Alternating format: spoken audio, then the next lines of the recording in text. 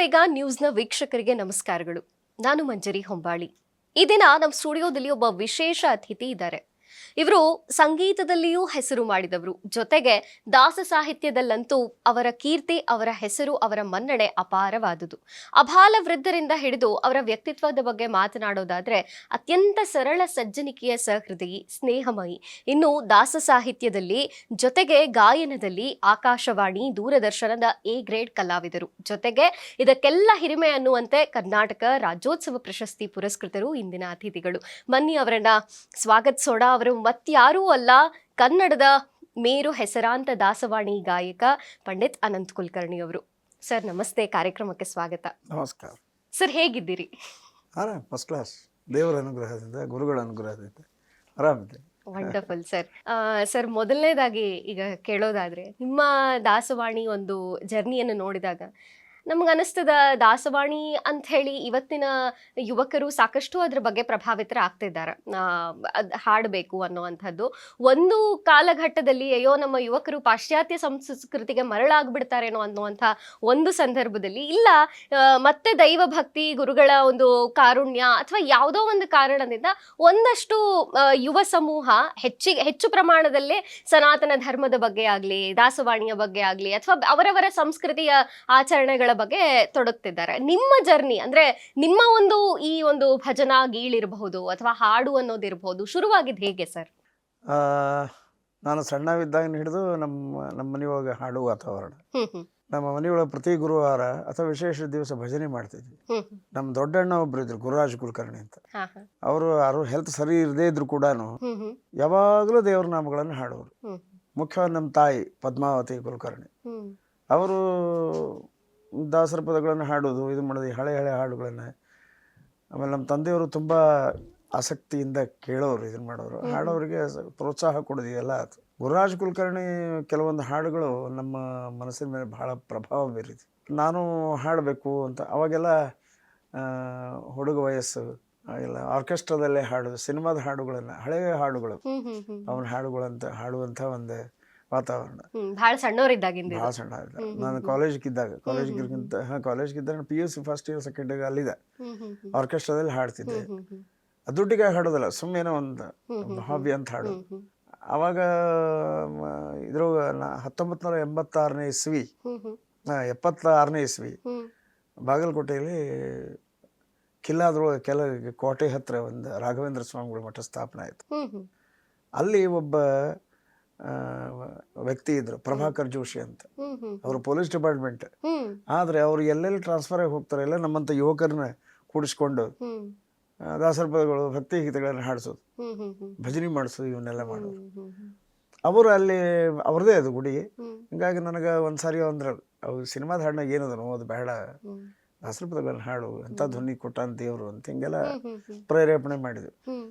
ಆದರೂ ನನಗೆ ಸ್ವಲ್ಪ ಈ ನಾಸ್ತಿಕತ್ವ ಬಗ್ಗೆ ಸ್ವಲ್ಪ ಜಾಸ್ತಿ ಒಲವ. ಅಂದರೆ ಏನು ಮಾಡಿ ಏನು ಬಿಡು ಅಂತ ಹಿಂಗೆ ಒಂಥರ, ದೇವರು ಎಲ್ಲಿದ್ದಾನೆ ಅಂತ ಇವೆಲ್ಲ ಜಿಜ್ಞಾಸೆಗಳು.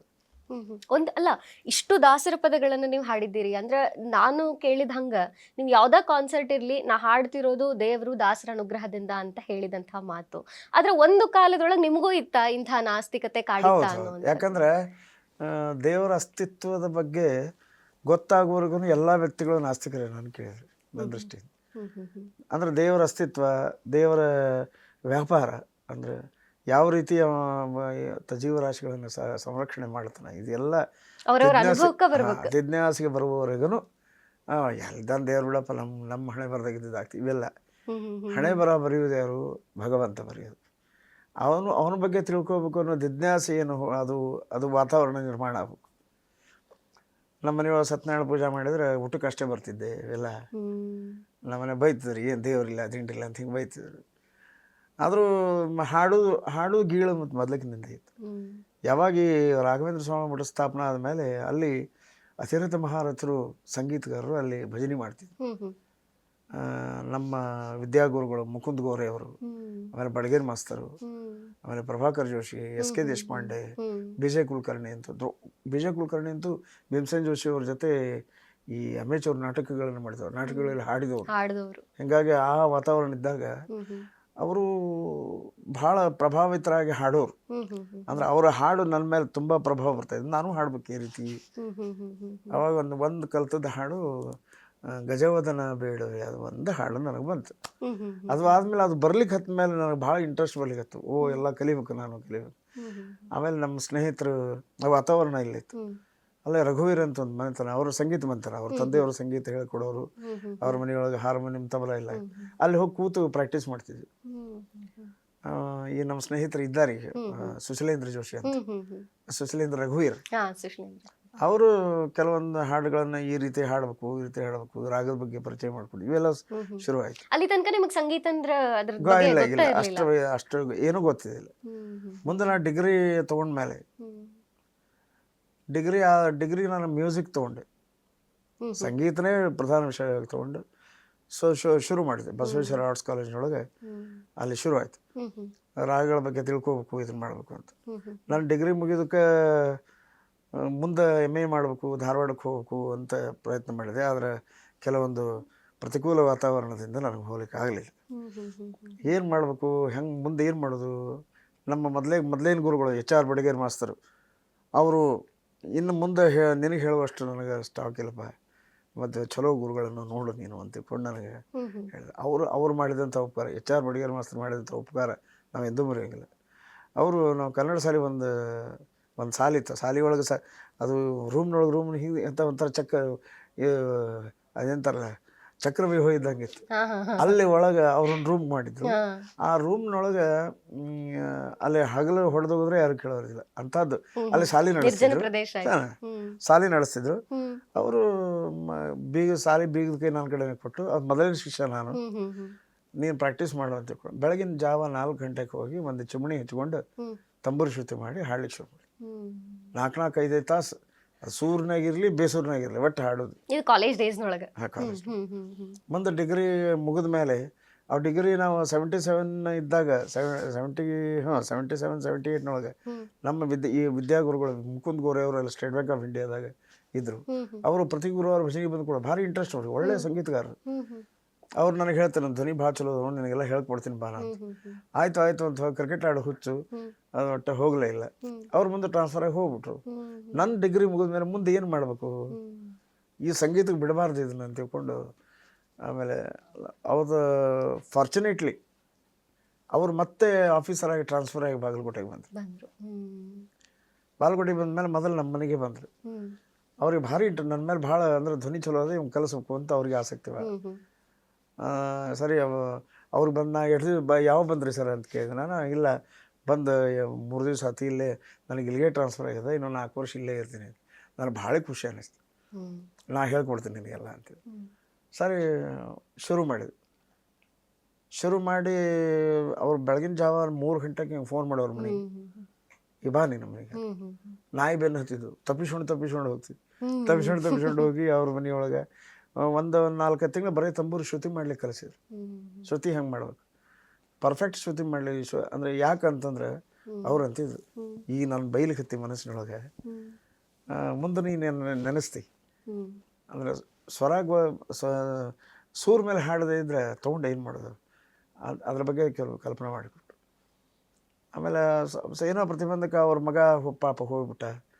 ಅದು ಸ್ವಲ್ಪ 1 ತಿಂಗಳ ಗ್ಯಾಪ್ ಆದಮೇಲೆ ಒಂದು ದಿವಸ ಅವ್ರ ಮನೆಗೆ ಹೋಗಿ ಹರಟೆ ಹೊಡಿತಿದ್ದೆ. ಒಂದು ದಿವಸ ಹೇಳಿದ್ರು, ಇಲ್ಲ ಹರಟೆ ಬೇಡ, ಸಂಗೀತಕ್ಕೆ ಶುರು ಮಾಡೋಣ.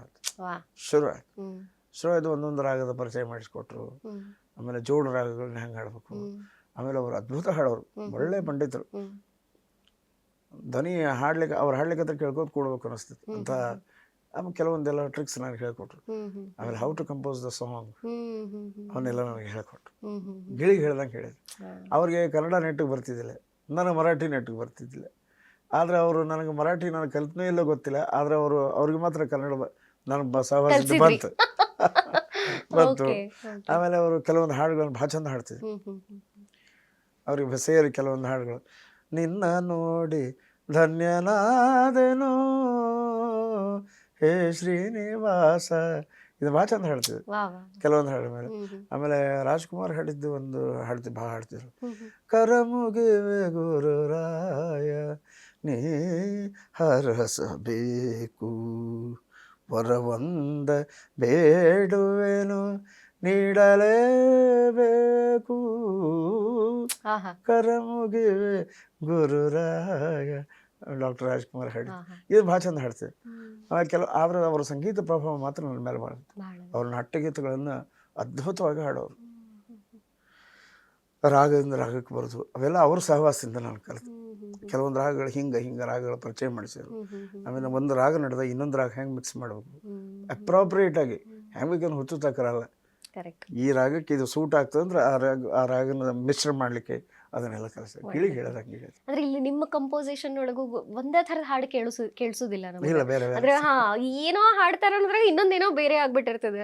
ಸೊ ಆ ಒಂದು ಅವು ಒಂಥರ ಫ್ಲೇವರ್ ಅಂತಾರಲ್ಲ, ಹಾಡಿನ ಫ್ಲೇವರ್ ನಮಗೆ ಸಿಗ್ತದೆ. ಅದಕ್ಕೆ ಇವರೇ ಪ್ರಭಾವ ಅಂತ. ಹೌದೌದು. ಆಮೇಲೆ ಕೆಲವೊಂದು ಸಂಗೀತಗಾರರ ಪ್ರಭಾವ. ಪಂಡಿತ್ ಭೀಮಸೇನ್ ಜೋಶಿ ಅವ್ರನ್ನೂ ನೀವು ಭೇಟಿಯಾಗಿದ್ದು ಭೇಟಿಯಾಗಿ. ಅದಲ್ಲ? ಭೇಟಿಯಾಗಿದ್ದೀನಿ. ಬಾಗಲಕೋಟೆಗೆ ಬಂದಾಗ ಮುಂದೆ ಕೂತ್ ಕೇಳಿದ್ವಿ. ಅವನ ಮುಂದೆ ಕೂತದ ಇಂಟ್ರೆಸ್ಟ್ ತೊಗೊಂಡು ಮುಂದೆ ಕೂತ್ ಕೇಳೋದಕ್ಕೆ ನನ್ನ ಕಡೆನೇ ಕಾನ್ಸಂಟ್ರೇಟ್ ಮಾಡಿ ಹಾಡಿದ್ರು. ಆಮೇಲೆ ಅವತ್ತು ಒಂದು ಏನು ಮಜಾ ಆಯ್ತು ಅಂತಂದರೆ, ಅವರು ಸುಮಾರು ಎಷ್ಟೋ ವಯಸ್ಸು ನಾವು ಹುಟ್ಟೋಕ್ಕಿಂತ ಮೊದಲು ಬಾಗಲಕೋಟೆ ಒಳಗೆ ಇದ್ರಂತ. ಒಂದು 10 ವರ್ಷ ಬಾಗಲಕೋಟೆಗೆ ಇದ್ರಂತ. ಅಲ್ಲಿ ಅಮೇಚೂರ್ ನಾಟಕ ಕಂಪನಿ ಇತ್ತು, ವಾಸುದೇವ್ ವಿನೋದಿನಿ ನಾಟ್ಯ ಸಭಾ ಅಂತ ಇತ್ತು.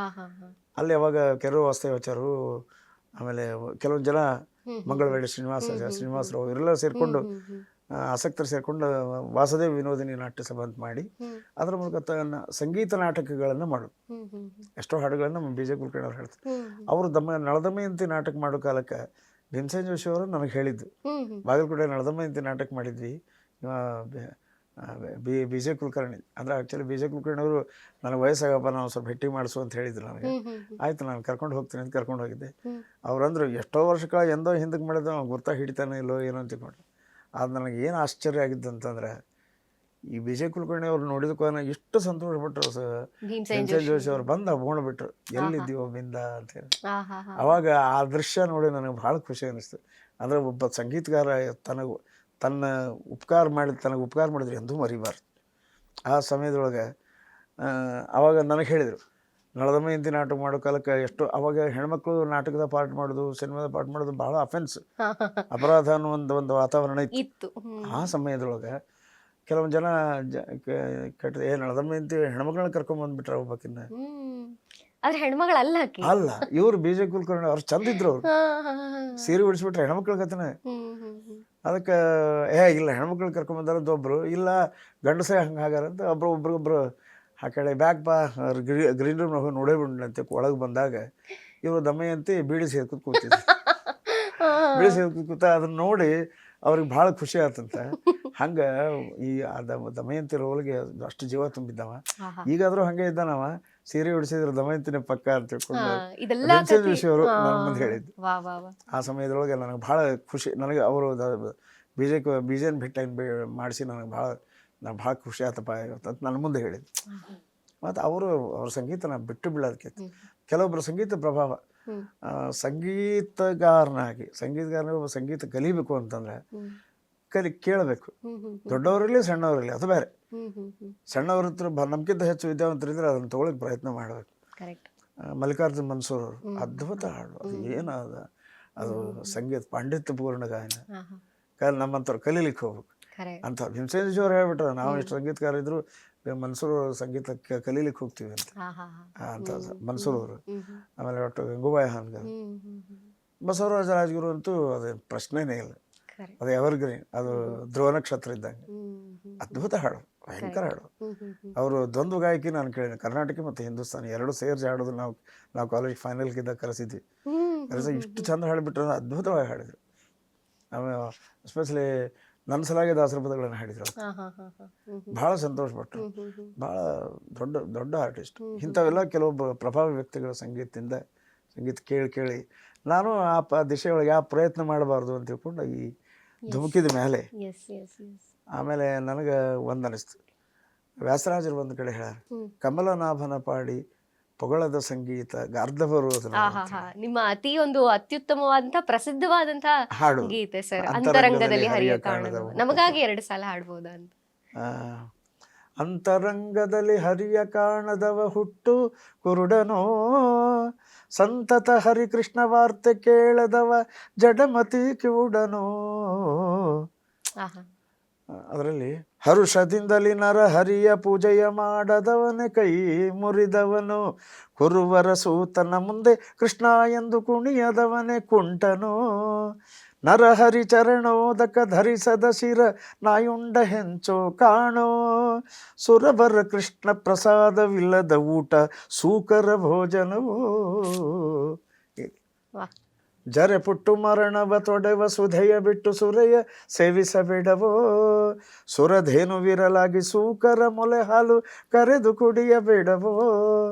ಕರಿರಥ ತುರಗ ಬಿಟ್ಟು ಕೆಡಹುವ ಕತ್ತೆಗಿರಲಿ ಬೇಡವೋ, ಪರಮ ಪದವ ನಿವ ಶ್ರೀಕೃಷ್ಣಗಿರಲಾಗಿ ನರರ ಸೇವಿಸಬೇಡವೋ. ಅಂತರಂಗದಲ್ಲಿ ಆಹಾಹಾ. ಇದರೊಳಗೆ ಸ್ಪಷ್ಟವಾಗಿ ಸಂಗೀತ ಹುಟ್ಟಿರುವುದೇ ಭಗವಂತನ ಸೇವೆಗೋಸ್ಕರವಾಗಿ. ಸಾಮವೇದದಿಂದ ಬಂದಂಥ ಸಂಗೀತ ಇದು ಭಗವಂತನ ಪ್ರೀತಿ ಪ್ರೀತಿ ಪ್ರೀತಿ ಆ ಪ್ರೀತಿಯನ್ನು ಅನುಗ್ರಹವನ್ನು ಸಂಪಾದನೆ ಮಾಡಲಿಕ್ಕೆ ಸಂಗೀತ ಕಲಿಬೇಕು ಎಲ್ಲ ಸಂಗೀತಗಾರರು ಅನ್ನುವಂಥ ಸಂದೇಶ. ಈ ಪಾಯಿಂಟಿಗೆ ಬರ್ತೀನಿ ಸರ್. ಈಗ ನೀವು MA BA ಮುಗಿಸ್ಕೊಂಡ್ರಿ, ಅಂದರೆ ಸಂಗೀತವನ್ನೇ ಆಯ್ಕೆ ಮಾಡ್ಕೊಂಡ್ರಿ, ಅದರೊಳಗೆ ಪದವಿ ಮಾಡಿದ್ರಿ, ಆಯಿತು. ಆದರೆ ಈ ಸಂಗೀತವನ್ನ ವೃತ್ತಿಯಾಗಿ ತಗೋತೀನಿ ಅನ್ನೋದು ನಿಮಗೆ ಗೊತ್ತಿತ್ತಾ, ಅಥವಾ ಯಾವಾಗ ತಗೋಬೇಕು ಅನ್ನಿಸ್ತು?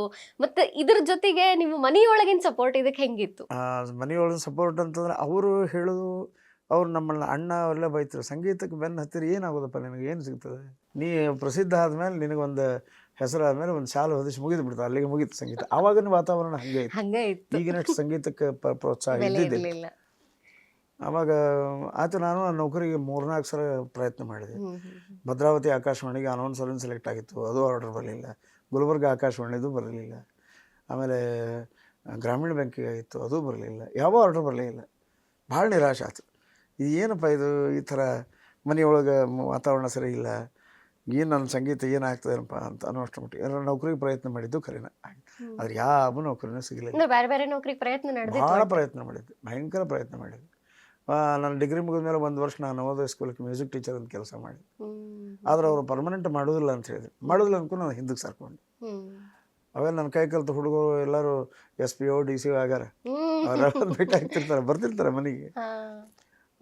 ಆವಾಗ ಏನು ಮಾಡಬೇಕು ಅಂತ ಆಮೇಲೆ ಒಂದು ಸಲ ನಾನು ಕಲಿಯುವುದು ಕಲ್ಪವೃಕ್ಷ ಕಾಮಧೇನು ಸದೃಶ ರಾಘವೇಂದ್ರ ಸ್ವಾಮಿಗಳವರ ಸೇವೆ ಮಾಡ್ಲಿಕ್ಕೆ ಶುರು ಮಾಡಿದಾಗ ಅವ್ರ ಮುಂದೆ ಕೂತು ಒಂದು ದಿವಸ ಭಾಳ ತ್ರಾಸು ಮಾಡ್ಕೊಂಡ್ಬಿಟ್ರು.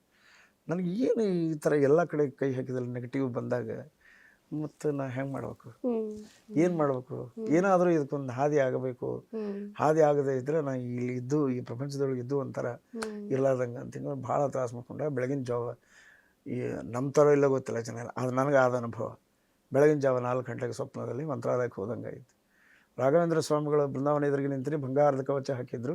ನಾನು ಇನ್ನು ಮುನ್ನಾ ದಿವಸ ಇಲ್ಲೇನು ಬೇಡ್ಕೊಂಡಿದ್ದೆ ಅದನ್ನು ಕೇಳ್ತಾ ಇದ್ದೀನಿ, ಏನು ಸ್ವಾಮಿ ನಿಮ್ಮದೆಲ್ಲ ವೈಭವ ಅದು, ನನಗೆ ವೈಭವ ಬರೋದು ಯಾವಾಗ ತಿಂಗಿಲ್ಲ, ನನ್ನ ಕೈ ನಾನು ನೋಡ್ರಿ ಅಂತಂದಾಗ ಬೃಂದಾವನಕ್ಕೆ 2 ಕಣ್ಣು ಮೂಡಿದ್ದು. ಆ ಕಣ್ಣೊಳಗೆ ನೀರು ಬಂತು. ನಾನು ಏನಪ್ಪ ಈ ಥರ ಇದು, ನನಗೇನೂ ಅರ್ಥ ಆಗಲಿಲ್ಲ. ಸರಿ, ಆ ಬೃಂದಾವನದಿಂದ ಒಬ್ಬರು ಸ್ವಾಮಿಗಳು ಹೊರಗೆ ಬಂದರು. ಅವ್ರು ನಾನು ನೋಡ್ಕೊತ ಹೋಗ್ಬಿಟ್ರು. ನಾನು ಹಿಂದೆ ಬೆನ್ನತ್ತೆ, ನಾನು ನೋಡ್ರಿ ಅಂತ ಅವ್ರಿಗೆ ಅದೃಶ್ಯ ಆಗ್ಬಿಟ್ರು. ಅದು ಏನೋ ತಳ ಬಿಡೋ ಏನೂ ಅರ್ಥ ಆಗೋದು. ಸರಿ, ಅವ್ರ ಜೊತೆ ಹಿಂದೆ ಬಂದೆ. ಅಲ್ಲಿ ಒಂದು ದೊಡ್ಡ ಕಟ್ಟೆ ಮೇಲೆ ಆಲದ ಮರದ ಕೆಳಬೇಕು ಹೆಣ್ಮಗಳು, ಸುಮಾರು ಮಿಡಲ್ ಏಜ್ ಮಧ್ಯಮ ವಯಸ್ಕರ ಹೆಣ್ಮಗಳು, ಭಾಳ ಚಂದ, ಅಂಥ ರೂಪನ ನೋಡ್ಲಿಕ್ಕಾಗಿದೆ. ಆಕೆ ಕೂದಲ ಎಲ್ಲ ಕಟ್ಟಿ ಮೇಲೆಲ್ಲ ಹಿಂಗೆ ಹರ್ಕೊಂಡಿದ್ದೆ, 10 ಬಿಟ್ನಾಗ ಉಂಗುರ ಅಥವಾ ಹಿಂಗೆ ತೊಡೆ ಮೇಲೆ ಕೂತಿದ್ಲು. ಆಕೆ ತೊಡೆ ಮೇಲೆ ಸ್ವಾಮಿಗಳು ತಲೆಗೆ ಇಟ್ಕೊಂಡು ಮಲ್ಕೊಂಡ್ಬಿಟ್ರು. ನಿದ್ದೆ ಹತ್ತಿತ್ತು. ತಾಯಿ ತೊಡೆ ಮೇಲೆ ಸ್ವಾಮಿಗಳು ಮಲ್ಕೊಂಡು, ಅಂದ್ರೆ ರಾಘವೇಂದ್ರ ಸ್ವಾಮಿಗಳು. ಆಮೇಲೆ ಹೇಳ್ತೀನಿಲ್ಲ. ಆಮೇಲೆ ಅವ್ರ ಬೆನ್ನ ಮೇಲೆ ಕೈ ಹಿಡ್ಲಿಕ್ಕತ್ತರು. ನಾ ಅಂದೆ, ಎಂಥ ಸ್ವಾಮಿಗಳು ಹೊಡೆದಪ್ಪ, ಎಂಥ ತಾಯಿ ಪಾಯಿಕೆ ಕೋತು ಕೂತಿದ್ದೆ. ನೋಡ್ದೆ, ಎಷ್ಟೊತ್ತಿನ ಮೇಲೆ ಆಕೆ ನನ್ನ ಕಡೆ ನೋಡಿ ಅವ್ರನ್ನ ಎಬ್ಸಿದ್ಲು, ಹೇಳು ಅಂತ. ಏನು ಅಂತ ಎದ್ರು, ಅವನ ಕಡೆ ನೋಡು ಅಂತ. ಆವಾಗ ಅವರು ನಾನು ನೋಡಿ ಹಿಂಗೆ ಮಾಡಿದ್ರು. ನನಗೇನು ಅರ್ಥ, ಏನು ಮುಗೀತಂತಾರೋ ಏನಂತಾರೋ ತಿಳಿದು. ಆಮೇಲೆ ಆಕೆ ಹೇಳಿದ್ಲು, ಹಿಂಗೆ ಕೈ ಮಾಡಿದ್ರಿ ಏನು ಅಂತಂದಾಗ ಅವ್ರು ನನ್ನ ಕರೆದ ಬಾಯಲ್ಲಿ ಬೆನ್ನ ಕೂಡಿಸಿದ್ರು, ಜೋರು ಗುದ್ದಿದ್ರು ಬೆನ್ನಾಗಿ. ನಾ ಆ್ಯಕ್ಚುಲಿ ಸೂಸೈಡ್ ಮಾಡ್ಕೋಬೇಕು ಅಂತ ತಯಾರಾಗಿದ್ದು, ಗುಳಿಸೋ ತಂದು ಇಟ್ಕೊಂಡ್ಬಿಟ್ಟಿದ್ದೆಲ್ಲ. ಅಂದರೆ ಏನು ಇಲ್ಲೇ ಇಲ್ಲಲ್ಲ, ಒಟ್ಟು ಎದಕ್ಕೂ ಎಲ್ಲ ಕೈ ಹಾಕ್ತೀನಿ ನೆಗೆಟಿವ್ ಇದ್ದಾಗ ಮತ್ತು ಜೀವನದಾಗ ಏನು ಮಾಡ್ಬೇಕು, ಏನು ಸಾಧನೆ ಮಾಡಬೇಕು.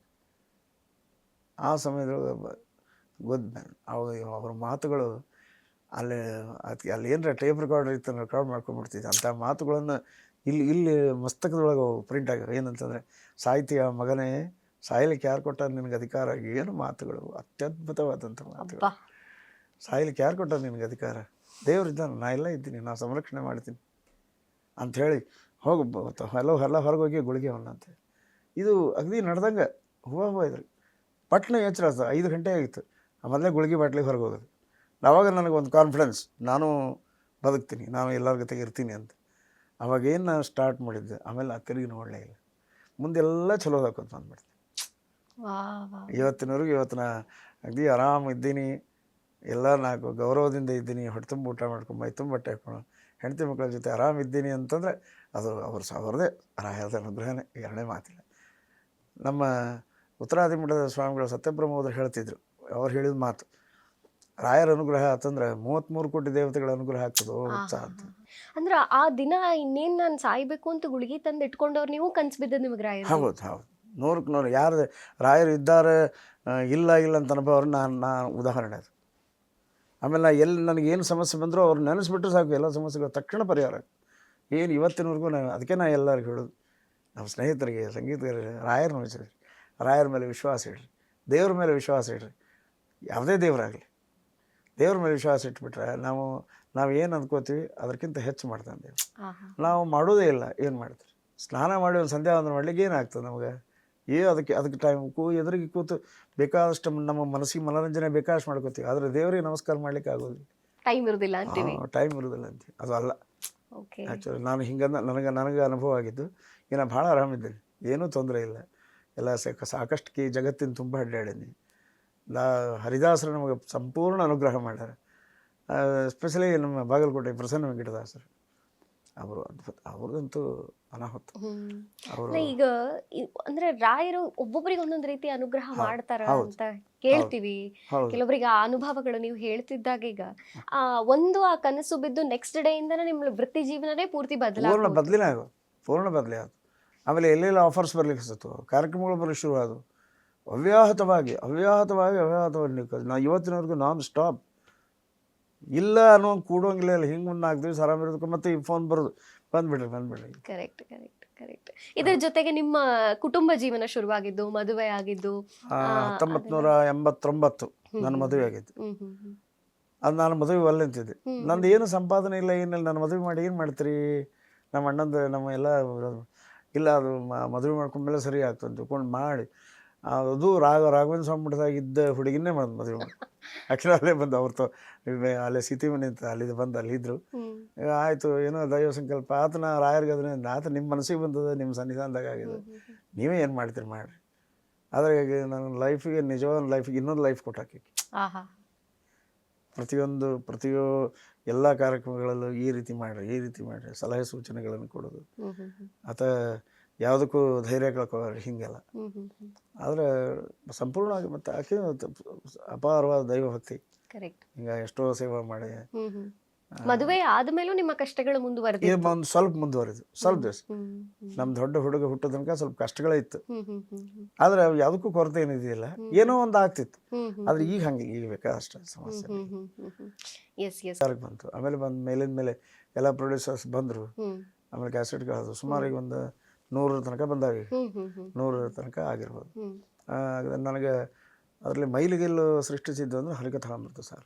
ಖಂಡಿತ ಅದ್ರ ಬಗ್ಗೆ ಖಂಡಿತ ಮಾತಾಡೋಣ. ಎರಡನೇ ಮಾತಿಲ್ಲ. ಇಡೀ ಜಗತ್ತಿನ ತುಂಬ ಅದನ್ನು ಏನು ಅದು ಹಟ್ಟಿ ಹಚ್ಚಿ, ಅಂದರೆ ಸಾಂಪ್ರದಾಯಿಕ ಪದ್ಧತಿ ಒಳಗೆ, ಅಂದರೆ ಹಳೆ ಹಾಡುಗಳಲ್ಲಿ 32 ರಾಗಗಳನ್ನು ಇದ್ದಂಥ ರಾಗ ಇದನ್ನು ಮಾಡಿ 33 ಸಂಧಿಗಳನ್ನು 36 ರಾಗಗಳಲ್ಲಿ ಕಂಪೋಸ್ ಮಾಡಿ ಅದನ್ನು ಸಮಾಜಕ್ಕೆ ಕೊಟ್ಟಿದ್ವಿ. ಅದು ಜನರು ಒಳ್ಳೆ ರೀತಿಯಿಂದ ಅಕ್ಸೆಪ್ಟ್ ಮಾಡಿದರು. ಅದು ತುಂಬ ಪ್ರಸಿದ್ಧಿ ಆಯಿತು. ಅದಾದಮೇಲೆ ಹರಿಭಕ್ತಿ ಸಾರ, ಆಮೇಲೆ ಎಷ್ಟೋ ಹಾಡುಗಳು ತುಂಬ ಪ್ರಸಿದ್ಧಿಯನ್ನು ಪಡೆದವು. ವೆಂಕಟೇಶ ಪಾರಿಜಾತ, ವಿಶೇಷ ಕೃತಿಗಳು ವೆಂಕಟೇಶ ಪಾರಿಜಾತ, ಹರಿಕಥಾಮೃತ ಸಾರ, ಹರಿಭಕ್ತಿ ಸಾರ, ಆಮೇಲೆ ವಾದಿರಾಜರ ಸ್ವಪ್ನ ವೈಭವ, ಇವೆಲ್ಲ ಕೆಲವೊಂದು ಹಾಡುಗಳು. ಆಮೇಲೆ ಪ್ರಸನ್ನ ಗಜೇಂದ್ರ ವೆಂಕಟದಾಸರದು. ಮೋಕ್ಷ, ಹೌದು ಹೌದು ಹೌದು ಪ್ರಸನ್ನ ವೆಂಕಟದಾಸರ ನಾರಾಯಣ ಪಂಜರ, ಹೌದು ಹೌದು. ಎಷ್ಟೋ ವಿಶೇಷ ಬಹಳ ಕೃತಿಗಳು ನಮ್ಮ ಅಮೋಘ ಕಡೆ. ಕೃತಿಗಳು, ಅಮೋಘ. ಅಮೋಘ ಕೃತಿಗಳು. ಇನ್ನು ಪರ್ಟಿಕ್ಯುಲರ್ ಆಗಿ ಹರಿಕಥಾಮೃತ ಸಾರಕ್ಕೆ ಅಂತ ಬರೋದಾದ್ರೆ, ಆದ್ರೆ ಹಿಂದೆ ಕೂಡ ತಾವು ಒಂದು ಕನಸನ್ನ ಹೇಳಿದ್ರಿ, ಕಥೆಯನ್ನ ಹೇಳಿದ್ರಿ. ಹೌದು. ಅಂದ್ರೆ ಹರಿಕಥಾಮೃತ ಸಾರ ಅಂದ್ರೆ ಪಾರಾಯಣ ಮಾಡ್ಲಿಕ್ಕೋ ಅಥವಾ ಅದನ್ನ ಕಲೀಲಿಕ್ಕೋ ಸಾಕಷ್ಟು ವರ್ಷಗಳನ್ನ ತಗೋತಾರ, ಅಧ್ಯಯನ ಮಾಡ್ತಾರ, ಗುರುಮುಖೇನ ಹೇಳಿಸ್ಕೋತಾರ. ಅಂಥದ್ದನ್ನ ಇಡೀ ಒಂದು ಸಮಾಜಕ್ಕೆ ನೀವು ಅದನ್ನ ಗಾನ ರೂಪದಲ್ಲಿ ಕೊಡ್ಬೇಕು ಅನ್ನೋದು ಅದು ಸಣ್ಣ ವಿಷಯವೇ ಅಲ್ಲ. ಆದ್ರೆ ಅದನ್ನ ಸಾಧನೆಯನ್ನ ಮಾಡಿ ನಿಮಗೆ ಹರಿಕಥಾಂಸಾರ ಭೂಷಣ ಅನ್ನೋ ಪ್ರಶಸ್ತಿನೂ ಬಂತು. ಆದ್ರೆ ಹಿನ್ನೆಲೆ ಏನು ಸರ್, ಹೇಗಿದೆಲ್ಲ ನಡೆದಿದ್ದು ಅಂತ? ಅದು ದಾಸರ ಪದಗಳನ್ನು ಹಾಡುವಂಥದ್ದು ಇತ್ತು, ಆದರೆ ನಂದೇನು ತಲೆಗೆ ಈ ವಿಶೇಷ ಕೃತಿಗಳನ್ನು ಹೊರತುಂಬರೋದು. ನಾನು ಹೆಸರು ಗಳಿಸ್ಬೇಕು ಅಂತಲ್ಲ, ಆ ಕೃತಿಗಳು ಅಲ್ಲೇ ಉಳಿದು ಬಿಡ್ತಾವೆ, ಅವನ್ನ ಹೊರಗೆ ತಂದು ಜನರಿಗೆ ಕೇಳಿಸ್ಬೇಕು. ಆವಾಗ ನಾನು ಹರಿಕಥಾಮೃತ ಸಾರ ಒಂದು ಸಂಧಿ ನಾನು ಬರ್ತಿತ್ತು, ಅಂದರೆ ಅದನ್ನ ಅನ್ಕೋತಿದ್ದೆ, ಅದನ್ನು ಮಾಡಬೇಕು ಅಂತ ತಲೆಗೆ ಬಂತು. ಅದ್ರ ಪ್ರೊಡ್ಯೂಸರ್ ಒಬ್ಬರು ತಯಾರಾದರು, ಅವ ಏನೋ ನಡಬರಕ್ಕೆ ಪ್ರತಿಬಂಧಕಗಳು ಕೆಲವು ಬಂದು, ಆದರೂ ಅದು ಚಲೋ ಕಾರ್ಯಕ ಕಷ್ಟಗಳು ಜಾಸ್ತಿ. ಹೌದು. ಆಮೇಲೆ ಅದನ್ನ ಮಾಡಬೇಕು ಆದ್ರೆ ಮೊದಲಕ್ಕೆ ನಾನು ಎಲ್ಲ ಸ್ವಾಮಿಗಳನ್ನು ಭೇಟಿ, ನಮ್ಮ ಉತ್ತರಾದಿ ಮಠದ ಸತ್ಯಾತ್ಮ ತೀರ್ಥರನ್ನ ಭೇಟಿಯಾದಾಗ ಅವ್ರು ಹೇಳಿದರು, ನೋಡು ಕೈ ಹಾಕು ಅಂತ. ಅಸಾಮಾನ್ಯವಾದದ್ದಲ್ಲ ಅದು, ಮತ್ತೆ ಇನ್ನೊಂದು ನ್ಯಾಯ ಸುಧಾರಣೆ ಅದು, ಅದಕ್ಕೆ ನೋಡಿ ಕೈ ಹಾಕು, ಆದರೂ ಪ್ರಯತ್ನ ಮಾಡು ಅಂತ ಮಂತ್ರಾಕ್ಷತೆ ಕೊಟ್ಟರು. ಮಂತ್ರಾಲಯದ ಸುಷಮೀಂದ್ರ ತೀರ್ಥ ಶ್ರೀಪಾದಂಗಳವರು ಅವರು, ನೀವು ಮಾಡ್ತೀರಿ, ನಿಮ್ಮ ಆ ಸಾಮರ್ಥ್ಯ ತಿಳ್ಕೊಂಡು ಮಂತ್ರಾಕ್ಷತೆ. ಈಗ ಎಲ್ಲ ಕೆಲವು ಪೇಜಾವ ವಿಶ್ವೇಶ ತೀರ್ಥರು ಅವರು ಅದಾಗಲಿ ಮಾಡಬೇಕು ಅಂತ ಶುರು ಮಾಡಿ, ಆದರೂ ನಾ ಏನು ಮಾಡಿದೆ, ನನ್ನೊಂದು ಇದನ್ನು ಪರಿಹಾರ ಮಾಡ್ಕೊಳ್ಳೋಕ್ಕೆ ಮಾನವಿಗೆ ಹೋಗಿ ಒಂದು ದೊಡ್ಡ ನಮಸ್ಕಾರ ಹಾಕಿ, ನೀವು ಒಳಗೆ ಕೂತು ಹಾಡೋದಾದರೆ ಇದು ಆಗ್ತದೆ. ನನ್ನ ಕೈಯಿಂದಂತೂ ಏನೂ ಅಲ್ಲ, ನನಗೊಂದು ಅಕ್ಷರ ಅನ್ನೋ ಯೋಗ್ಯತೆ ಇಲ್ಲ, ಅದಕ್ಕೆ ಇದನ್ನು ಪ್ರಯತ್ನ ಮಾಡ್ತೀನಿ, ನಾನು ಸೇವಾ ಮಾಡ್ತೀನಿ, ದೈಹಿಕವಾಗಿ ಸೇವಾ ಮಾಡ್ತೀನಿ, ಅದಕ್ಕೆ ಏನಾದರೂ ನೀವು ಮಾಡುವಂತ ನೀವು ಸೂಚನೆ ಮಾಡಿದರೆ ಮಾತ್ರ ನಾನು ಇದ್ರತ್ತು ಕೈ ಹಾಕ್ತೀನಿ, ಇಲ್ಲಾಂದ್ರೆ ತಲೆ ಹಾಕೋದ್ರ ಅಂತ ತಿಳ್ಕೊಂಡು ಮನೆಗೆ ಬಂದು ಬಾಗಲಕೋಟೆಗೆ ಬಂದು ಇದನ್ನು ಬರೆದಂತಹ ಜಗನ್ನಾಥದಾಸರ ಸನ್ನಿಧಾನಕ್ಕೆ ಹೋಗಿ ಅಲ್ಲಿನೂ ಹೌದು ಅಲ್ಲಿ 7 ದಿವಸ ಮಧ್ಯಾಹ್ನ ಊಟನೇ ಇಲ್ಲ, ಒಪ್ಪತ್ತು ಊಟ, ಪ್ರದಕ್ಷಿಣೆ ಸ್ನಾನ ಮಾಡಿ ದೇವ್ರ ಪೂಜೆ ಮುಗಿಸ್ಕೊಂಡು ಪ್ರದಕ್ಷಿಣೆ ನಮಸ್ಕಾರ ಹಾಕಿ, ರಾಯರ ಫೋಟೋ, ಪ್ರಸನ್ನ ವೆಂಕಟದಾಸರು, ಜಗನ್ನಾಥದಾಸರ ಫೋಟೋಕ್ಕೆ ಪ್ರದಕ್ಷಿಣೆ ನಮಸ್ಕಾರ ಹಾಕಿ, ಹಾರ್ಮೋನಿಯಂ ತೊಗೊಂಡು ಒಂದೊಂದು ಸಂಡೆ ಟ್ಯೂನಿಂಗ್ ಮಾಡ್ಲಿಕ್ಕೆ ಶುರು. 7 ದಿನದ ವೃತ್ತದಲ್ಲಿದ್ದು ಮಾಡುದು. ಆಮೇಲೆ 6 ದಿನ ಏನೂ ಸೂಚನೆ ಇಲ್ಲ, ಒಪ್ಪತ್ತು ಊಟ, ನೆಲದ ಮೇಲೆ ಮಲಗ್ತಿದ್ದೆ. ಊಟ ಮಾಡಿದ್ರೆ ಮರುದಿವ್ಸ ಮತ್ತು ಶ್ರತಿಗೆ ಊಟ, ಒಂದು ಕಾಳು ನೀರು ಸಹ ಕುಡಿತಿದ್ದಿಲ್ಲ. 6 ದಿವಸ ಏನೂ ಸೂಚನೆ ಇಲ್ಲ. ಆಮೇಲೆ ನಾನು ಅಂದ್ಕೊಂಡೆ, ಇದು ನನ್ನ ಯೋಗ್ಯತೆ ನಮಗೆ ಬೇಕಲ್ಲ, ಆ ಯೋಗ್ಯತೆ ಇಲ್ಲ, ನೋಡಿ ನಾಳೆ ಒಂದು ದಿವಸ ಸೇವೆ ಮಾಡಿ ಬಿಟ್ಬಿಡೋಣ ಅಂತ ತಿಳ್ಕೊಂಡು 7th ಡೇ ಮಾರ್ನಿಂಗ್ ಕನಸಿನೊಳಗೆ ನಾನು ಎಲ್ಲೇ ಹೊರಗೆ ಹೋಗಿದ್ದೆ, ಮನೆಗೆ ಬಂದೆ. ಮನೆಯೊಳಗೆ ಯಾರೋ ಹರಿಕಥಾಮೃತ ಸಾರ ಅನ್ಲಿಕ್ಕತ್ತಿದ್ರು, ಮನೆ ತುಂಬ ಮಾವಿನ ಹಣ್ಣುಗಳು, ಒಳಗೆ ಝಾಂಗ್ಟಿ ಅವೆಲ್ಲ ಸಪ್ಪಳ ಕೇಳಿಸಿತ್ತು. ಆಮೇಲೆ ಹರಿಕಥಾಮೃತ ಸಾರ ನಾನು ಒಳಗೆ ಬಂದೆ, ಹಾಯ್ಲಿಕ್ಕೆ ಅಷ್ಟು ಜಾಗ, ಅಷ್ಟು ಮಾವಿನ ಹಣ್ಣುಗಳು, ಹಾಯ್ಲಿಕ್ಕೆ ಹರಿಕಥಾಮೃತ ಸಾರ ಅನ್ನು ಅಂತ ನಾನು ಹೇಳ್ದಂಗೆ. ಅವಾಗ ನಾನು ಎಚ್ಚರ ಆಯ್ತು, ನೋಡಿ ಒಬ್ರು ಕೇಳಿದೆ, ಇಲ್ಲ ಮಾಡು ಅಂತ ಗ್ರೀನ್ ಸಿಗ್ನಲ್ ಕೊಟ್ಟಾರೆ, ನೀವು ಮಾಡೋ ಸಕ್ಸಸ್ ಆಗಿ. ಆ ಪ್ರಕಾರ ಎಲ್ಲ ಸಕ್ಸಸ್ ಆಯ್ತು. ಆಮೇಲೆ ಅವ್ರು ನೆನೆಸ್ಕೋತ ಮೊದಲೇ ಒಂದು 5-6 ಸಂಧಿ ಹೆಂಗೋ ಅಂದೆ, ಮುಂದೆ ಅತ್ಯದ್ಭುತವಾದಂಥದ್ದು, ಒಂದೊಂದು ಅಕ್ಷರ ಅತ್ಲಾಗಿತ್ಲಾಗ ಒಡೆದು ಏನು ಮಾಡಬಾರ್ದು, ಅರ್ಥಕ್ಕೆ ಅನರ್ಥ ಬರಬಾರ್ದು, ಏನು ಒಂದು ಅಕ್ಷರ ಆ ಕಡೆ ಈ ಕಡೆ ಆಗೋಂಗಿಲ್ಲ. ಅದು ಭಾಮಿನಿ ಷಟ್ಪದ ಕಂಪ್ಲೀಟ್ಲಿ ಸಂಪೂರ್ಣವಾಗಿ ಅದು ಭಾಮಿನಿ ಷಟ್ಪದಿಗಳಿರೋದ್ರಿಂದ ಭಾಮಿನಿ ಷಟ್ಪದಿಯೊಳಗೆ ಆಗಬೇಕು. ಆ ಭಾವನೆ ತಕ್ಕ ರಾಗಗಳ ಇದು ಜೋಡಣೆ ಆಗಬೇಕು. ಇದನ್ನೆಲ್ಲ ಮಾಡಿಕೊಂಡು ಮಾಡ್ಲಿಕ್ಕೆ ಶುರು ಮಾಡಿದೆ. ರೆಕಾರ್ಡಿಂಗ್ ಆಯ್ತು. ಒಂದು 8 ದಿವಸ ಕಂಟಿನ್ಯೂಸ್, ಮುಂಜಾನೆ 8ಕ್ಕೆ ಚಾಲು ಆದ್ರೆ ರಾತ್ರಿ 11ಕ್ಕೆ ಮುಗಿತು. ಪ್ರಭಾ ಸ್ಟುಡಿಯೋದ ರೆಕಾರ್ಡಿಂಗ್ ಮಾಡಿದ್ವಿ. ಆ ಪ್ರಭಾ ಸ್ಟುಡಿಯೋ ಅವರು ಭಾಳ ಅಭಿಮಾನದಿಂದ, ನಿಮ್ದಿದ್ದ ನಾವು ಯಾರ್ದೇ ಇಟ್ಕೊಳ್ಳೋಂಗಿಲ್ಲ, ನಿಮ್ದು ಒಂದೇ ಅಂತ ಇಟ್ಕೊಂಡು ಹೇಳಿ ಮಾಡಿಸಿ. ಆಮೇಲೆ ಎಷ್ಟೋ ಪಂಡಿತರು ಅದನ್ನು ನೋಡ್ಲಿಕ್ಕೆ ಬಂದರು, ಕೇಳಿದ್ರು. ಒಬ್ಬರು ಪಂಡಿತರು, ಹೆಸರು ಹೇಳಂಗಿಲ್ಲ ನಾನು, ಅವ್ರು ಬಂದು, ನೀವು ಸಣ್ಣವಾದ್ರೂ ಚಿಂತಿಲ್ಲಪ್ಪ, ನಿನಗೊಂದು ನಮಸ್ಕಾರ ಹಾಕಿಬಿಡ್ತೀನಿ ಅಂತ. ಯಾಕೆ ಸ್ವಾಮಿ ಇದ್ಯಾಕೆ ನನಗೆ ತಪ್ಪ ಇದು ಮಾಡಿ, ಇಲ್ಲ ನಾವು 50 ವರ್ಷ ಆಯ್ತು ಅದನ್ನೇ ಮಾಡ್ಲಿಕ್ಕತ್ತೀವಿ, ಅದನ್ನ ಅಲ್ಲಿಗೆ ಬರ್ತಾ ಇಲ್ಲ, ನೀನು ಹೊಡೆದು ಆರಾಮ ಹಾಡ್ತಾ ಇದ್ದಿಲ್ಲ, ಇದೇನು ಅಂತ ನಾ ಹೇಳಿದೆ. ನಾ ಹಾಡೋದಲ್ಲ, ಒಳಗೆ ಅವ್ರು ಕೂತು ಹಾಡ್ತಾ ಇದ್ದಾರೆ, ಅದು ಚಲೋ ಆಗಿದೆ. ಹೀಗಾಗಿ ಅದೊಂದು ಬಂತು. ಎಲ್ಲ ಕಡೆ ಎಲ್ಲ ಎಕ್ಸೆಪ್ಟ್ ಮಾಡಿದರು, ಎಷ್ಟೋ ಗಾಯಕರು ಪ್ರಯತ್ನ ಮಾಡಿದರು, ಆಗಲಿಲ್ಲ.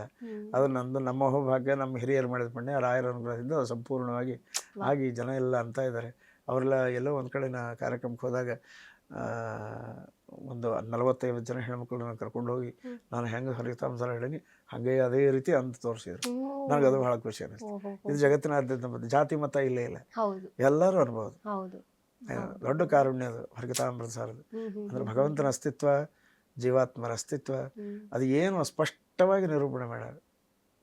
ಅತ್ಯದ್ಭುತ. ಈ ಸುಧಾ ಓದಿ ಪದ ಮಾಡಬೇಕು ಅಂತಾರೆ, ಅದನ್ನು ಅಕ್ಷರಶ ಮಾಡಿದವರು ಜಗನ್ನಾಥದಾಸರು. ಮೊದಲೇ ಪ್ರಕಾಂಡ ಪಂಡಿತರು. ವಿಜಯದಾಸರಿಂದ ಉದ್ಧತರಾಗಿ ಜಗನ್ನಾಥ ವಿಠಲ ಅಂತ ಮುದ್ರಿಕೆಯಿಂದ ಹಾಡುಗಳನ್ನು ಮಾಡಿ ಹರಿಕಥಾಮೃತ ಸಾರ ಬರೀಲಿಕ್ಕೆ ಗೋಪಾಲದಾಸರಿಂದ ಅವ್ರಿಗೆ ಆಯುಷ್ಯದಾನ ಮಾಡಿಸಿದ್ರು. ಇಂಥ ದೊಡ್ಡ ಮೇರು ಕೃತಿ ಅದು ನನ್ನ ಬಾಯಿ ಒಳಗೆ ಬಂದದ್ದು. ಅದನ್ನು ನಮ್ಮ ಹೋಗ್ಭಾಗ್ಯ, ನಮ್ಮ ಹಿರಿಯರು ಮಾಡಿದ ಪುಣ್ಯ, ನಮ್ದೇನೂ ಗೊತ್ತಿಲ್ಲ. ಆದರೆ ಅಷ್ಟು ಜನರ ಮೆಚ್ಚುಗೆ ಆಯ್ತು.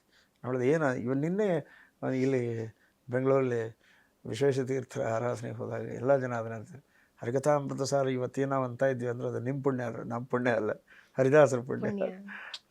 ಈ ರೀತಿ ಅದು ಒಂದು ಸಾಲನ್ನ ಹರಿಕಥಾಂಸಾರದ್ದು ಹೇಳ್ಬೋದಾ ಸರ್? ಮಂಗಳಾಚರಣ ಸಂಧಿಯೊಳಗೆ ಹರಿಕಥಾಮೃತ ಸಾರ ಗುರುಗಳ ಕರುಣದಿಂದ ಪನಿತು ಪೇಳುವೆ, ಪರಮ ಭಗವದ್ಭಕ್ತರಿದನಾದರದಿ ಕೇಳುವುದು, ಆದರದಿ ಕೇಳುವುದು. ಶ್ರೀರಮಣಿಕರ ಕಮಲ ಪೂಜಿತ ಚಾರು ಚರಣ ಸರೋಜ ಬ್ರಹ್ಮ ಸಮೀರವಾಣಿ ಫಣೀಂದ್ರವೀಂದ್ರ ಭವೇಂದ್ರ ಮುಖ ವಿನುತ ನೀರಜ ಭವಾಂಡೋದಯ ಸ್ಥಿತಿ ಕಾರಣನೆ ಕೈವಲ್ಯದಾಯಕ ನಾರಸಿಂಹನೆ ನಮಿಪೆ ಕರುಣಿಪುದೆ ಮಗೆ ಮಂಗಳವ, ಕರುಣಿಪುದೆ ಮಗೆ ಮಂಗಳವ. ಈ ರೀತಿ ದೇವರನ್ನ ನರಸಿಂಹದೇವರನ್ನ ಹಿಡ್ಕೊಂಡು ಎಲ್ಲ ಯತಿಗಳಿಗೂ ದಾಸರು ಕೂಡ ಅಲ್ಲಿ ಸ್ಮರಣೆ ಮಾಡ್ಯಾರ. ಲಕ್ಷ್ಮೀದೇವಿಯನ್ನು ಮಾಡ್ತಾ ಜಗದುದರನತಿ ವಿಮಲ ಗುಣರೂಪಗಳ ನಾಲೋಚನದಿ ಭಾರತ ನಿಗಮತತಿಗಳ ತಿಕ್ರಮಿಸಿ ಕ್ರಿಯಾ ವಿಶೇಷಗಳ ಬಗೆ ಬಗೆಯ ನೂತನವ ಕಾಣುತ್ತ ಮಿಗೆ ಹರುಷದಿಂ ಹೊಗಳಿ ಹಿಗ್ಗುವ ತ್ರಿಗುಣಮಾನಿ ಮಹಾಲಕುಮಿ ಸಂತೈಸಲನು ದಿನವು, ಸಂತೈಸಲನು ದಿನವು. ಈಗ ಎಲ್ಲ ದೇವತೆಗಳನ್ನ ಸ್ಥಾಪ ಮಾಡಿ ಯತಿಗಳಿಗೆ ಇವನ್ನ ನೀಕಕ ನಮಿಸುವನ ಆ ಕಮಲನಾಭಾದಿ ಯತಿಗಳ ನೀಕಕ ಕಮಲನಾಭ ತೀರ್ಥನ ಪದ್ಮನಾಭ ತೀರ್ಥರು. ಪದ್ಮನಾಭ ತೀರ್ಥರಿಂದ ಇವತ್ತಿನವರೆಗೂ ಎಲ್ಲ ದಾಸರು ಯತಿಗಳಿಗೂ ದಾಸರಿಗೂ ನಮಸ್ಕಾರ ಮಾಡಿ ಬರೆದಂಥ ಈ ಹಾಡು. ಸರಿ, ನೀವು ಯಾವುದೇ ಕಾರ್ಯಕ್ರಮಕ್ಕೆ ಹೋದ್ರು ಅಲ್ಲಿ ನೀವು ಮೂಲತಃ ಬಾಗಲಕೋಟೆಯವರಾದ್ರಿಂದಲೋ ಅಥವಾ ಪ್ರಸನ್ನ ವೆಂಕಟದಾಸರ ಅನುಗ್ರಹ ಪ್ರತ್ಯಕ್ಷವಾಗಿ ಪರೋಕ್ಷವಾಗಿ ನಿಮ್ಮ ಮೇಲಿರೋದ್ರಿಂದಲೋ ಒಟ್ಟಿನಲ್ಲಿ ಒಂದು ಪ್ರಸನ್ನ ವೆಂಕಟದಾಸರ ಕೃತಿಯನ್ನ ಹಾಡ್ತೀರಿ, ಅದರ ಹಿನ್ನೆಲೆಯನ್ನ ಹೇಳ್ತೀರಿ. ನಾನು ಅಬ್ಸರ್ವ್ ಮಾಡಿದ ಹಾಗೆ ನಿಮ್ಮ ಕಾನ್ಸರ್ಟ್ಗಳಲ್ಲಿ ಜನ ಹಾಡು ಕೇಳೋದ್ರ ಜೊತೆಗೆ ಆ ಕಥೆಗಳನ್ನು ಆ ಹಿನ್ನೆಲೆಗಳನ್ನು ಕೇಳಲಿಕ್ಕೆ ಬರುವಂಥ ಒಂದು ಅಭಿಮಾನಿಗಳ ಸಂಖ್ಯೆ, ಭಕ್ತರ ಸಂಖ್ಯೆಯು ಜಾಸ್ತಿ ಅದ. ಮತ್ತು ನಿಮ್ಮದೇ ಒಂದು ಟ್ಯಾಗ್ಲೈನು ನಿಮ್ಮ ಬಾಯಿಂದನೇ ಹೇಳಬೇಕು. ನೀವು ಇಡೀ ಕಾರ್ಯಕ್ರಮದ ಆರಂಭದಲ್ಲಿ ಒಂದು ಸಾಲನ್ನ ಹೇಳ್ತೀರಿ ಎಲ್ಲರ ಮುಂದೆ. ಆ ಸಾಲ ನೀವೇ ಹೇಳಿ ಸರ್. ಅಂದರೆ ದಾಸರು ಬಾಗಲಕೋಟೆ ಇದು ಪ್ರಸನ್ನ ವೆಂಕಟದಾಸರು ಮಹಾನುಭಾವರು. 270 ವರ್ಷದಿಂದ ಅವರ ಬಾಗಲಕೋಟೆ ಒಳಗೆ ಅವತಾರ ಆಯ್ತು. ಅವ್ರ ಜೀವನ ಚರಿತ್ರೆ ಕೇಳಿದರೆ ನಿಜವಲ್ಲ ಕಣ್ಣಲ್ಲಿ ನೀರು ಬರ್ತದೆ. ತಿಳುವಳಿಕೆ ಬರೋಕ್ಕಿಂತ ಮೊದಲೇ ತಂದೆ ತಾಯಿನ ಕಳ್ಕೊಂಡ್ರು. ಅನಾಥರಾಗಿ ಅಣ್ಣ ಅತ್ತಿಗೆ ಆಶ್ರಯದ್ರು, ಬೆಳೆದ್ರು. ಅಣ್ಣ ಒಳ್ಳೆಯವನಾಗಿದ್ದ, ಅತ್ತಿಗೆ ಭಾಳ ದುಷ್ಟಿದ್ಲು, ಮೈ ಮುರಿದು ದುಡಿಸಿದ್ಲು, ಮೈ ತುಂಬ ಬಟ್ಟೆ ಇರಲಿಲ್ಲ ಹಾಕೊಳ್ಳೋಕ್ಕೆ, ಹೊಟ್ಟೆ ತುಂಬ ಅನ್ನ ಹಾಕ್ತಿರ್ಲಿಲ್ಲ. ಹಾಗೂ ಹಿಂಗೂ ಮಾಡಿ ಏನು ಮಾಡೋದು, ಹೊಟ್ಟೆಗೋಸ್ಕರವಾಗಿ ಅಲ್ಲಿ ಇದ್ದರು. ದನಗಳನ್ನು ಮೇಯಿಸ್ಕೊಂಡು ಬರೋರು. ದನಗಳನ್ನು ಘಟಪ್ರಭಾ ನದಿ ದಂಡಿಗೆ ಮೇಯ್ಲಿಕ್ಕೆ ಬಿಟ್ಟು ಅಲ್ಲೊಂದು ರಾಮದೇವರ ದೇವಸ್ಥಾನದೊಳಗೆ ಭಾವ ಬೈರಾಗಳು ಭಜನೆ ಮಾಡ್ತಾಯಿದ್ರು. ಅದನ್ನು ಕೇಳ್ಕೋತ ಅಲ್ಲಿ ಕೂತು ಬಿಡೋರು. ಆ ಭಜನಿ ಪ್ರಭಾವ, ಭಕ್ತಿ ಅನ್ನೋದೇನು, ಭಗವಂತನಲ್ಲಿ ಭಕ್ತಿ ಅವರು ರಕ್ತಗತವಾಗಿಬಿಟ್ಟು ಒಂದು ದಿವಸ ಭಾರಿ ಒಂದು ಘಟನೆ ನಡೀತು. ಏನು ಅಂತಂದರೆ ಮಧ್ಯಾಹ್ನ 12 ಗಂಟೆಗೆ ಅವ್ರ ಅತ್ತಿಗೆ ದನಗಳನ್ನು ಮೇಯ್ಸೊಂಬ ಹೋಗಂತ ಬಿಸಿಲು ಭಾಳ ಅದ, ತಂಪತ್ತು ನಾಳೆ ಮುಂಜಾನೆ ಹೋಗ್ತೀನಿ ಅಂತ ಕೇಳಂಗಿಲ್ಲ. ಆಕೆ ಹೊಡೆಲಿಗೆ ಬಂದವ್ರಿಗೆ ಗೊತ್ತು ಮಾಡ್ತಾರೆ, ಭಯದಿಂದ ಬೊಗಳ್ತಾರೆ. ಆಯಿತು ಹೋಗ್ತಾನೆ ಅಂತಂದಾಗ ಬುತ್ತಿ ಮಾಡಿಕೊಡ್ತಾಳೆ. ಜೋರು ಹಿಡಿದ್ರು ಮುರಿಲಾರಂಥ ಭಕ್ರಿ ಒಂದು 8 ದಿವಸ ಮಾಡಿ ಇಟ್ಟಿದ್ದು, ಅದರ ಚಟ್ನಿ ಪುಡಿ ಹಾಕಿ ತೊಗೊಂಡು ಹೋಗಂತ. ಇಲ್ಲ ಇದು ಹಲ್ಲಿಗೆ ಬರೋದಿಲ್ಲ, ಭಾಳ ಬಿರ್ಸವ, ಅದಕ್ಕೆ ನಾವು ಸ್ವಲ್ಪ ಮಜ್ಜಿಗಿದ್ರೆ ಕೊಡ್ರಿ ಅಂತ. ಮನುಷ್ಯನ ಜೀವನದೊಳಗೆ ಟರ್ನಿಂಗ್ ಪಾಯಿಂಟ್ ಅಂತ ಬರ್ತಾವೆ, ತಿರುವುಗಳು, ಜೀವನದ ತಿರುವುಗಳು. ಆ ತಿರುವು ಬಂದ ದಿವಸ ಮಜ್ಜಿಗೆ ಕೇಳಿದಾಗ ಅವರು ಹೆಂಗೆ ಬೇಕಾದಂಗೆ ಮಾತಾಡ್ತಾರೆ. ಆ ಮೊದಲಿಗೆ ಮಾತುಗಳನ್ನು ಕೇಳಿದವ್ರು ಭಾಳ ಬೇಸರ ಬರ್ತಾರೆ. ನಾನು ಮನೆ ಬಿಟ್ಟು ಹೋಗ್ತೀನಿ ಹೋಗಂತಂತಾರೆ. ಹಸಿವಾದ ನೀನೇ ಬರ್ತೀವಿ ಹೋಗಂತ ಹೊರಗೆ ದಪ್ತಾಳೆ. ಅವ್ರು ಭಾವ ಬೈರಾಗಿಗಳ ಹತ್ರ ಬಂದು ಅವರೆಲ್ಲರೂ ಕೂಡ ತಿರುಪತಿಗೆ ಹೋಗಿರ್ತಾರೆ. ಅವ್ರ ಜೋಡಿ ಅವ್ರಿಗೆ ರಿಕ್ವೆಸ್ಟ್ ಮಾಡ್ಕೊಂಡು ಇದನ್ನು ಮಾಡ್ಕೊಂಡು ಅವ್ರ ಜೋಡಿ ನಡ್ಕೋತ ತಿರುಪತಿ ಕ್ಷೇತ್ರ ಮುಟ್ಟಿದಾಗ ಅವ್ರ ಮೈಯೊಳಗೆ ಎಲಬು ತಗೊಳ್ಳಿ 2 ಉಳಿದಿರ್ತಾರೆ. ಅಂದ್ರೆ ಹೆಜ್ಜೆ ಇಡ್ಲಿಕ್ಕೆ ಬರಲ್ಲ, ಅಷ್ಟು ಅಶಕ್ತನ ಬಂದ್ಬಿಟ್ಟಿರ್ತದೆ. ಸರಿ, ಇವ್ರ ಜೋಡಿ ಇದ್ದವ್ರ ಮೇಲೆ ಹತ್ತಿ ಹೋಗ್ಬಿಡ್ತಾರೆ. ಅಶಕ್ತನ ಬಂದ ಏನು ಮಾಡ್ಬೇಕು, ಕಣ್ಣು ಬಿಟ್ಟು ನೋಡಿದ್ರೆ ದೇವರು ಆದಿಶೇಷನ ಮೇಲೆ ಮಲ್ಕೊಂಡು ನಂಗೆ ಕಾಣಿಸ್ತೀವಿ. ದೇವರಲ್ಲಿ ಭಕ್ತಿಯಿಂದ ಪ್ರಾರ್ಥನೆ ಮಾಡಿದರು, ಈ ಯಾತನಾ ಶರೀರದಿಂದ ನಾನು ಮೋಕ್ಷ ಕೊಡು, ಇಲ್ಲ ನಾನು ಉದ್ಧಾರ ಮಾಡು ಅಂತ ತಿಳ್ಕೊಂಡು ಭಜನೆ ಮಾಡ್ತಾ ಪರಕಾಷ್ಠತೆ, ಭಕ್ತಿಯ ಪರಕಾಷ್ಠತೆ ಮೂರ್ಛೆ ತಪ್ಪಿ ಬಿದ್ದರು. ಅದೇ ಆ್ಯಕ್ಚುಲಿ ನಡೆದಂಥ ಸತ್ಯವಾದ ಘಟನೆ ಇದು.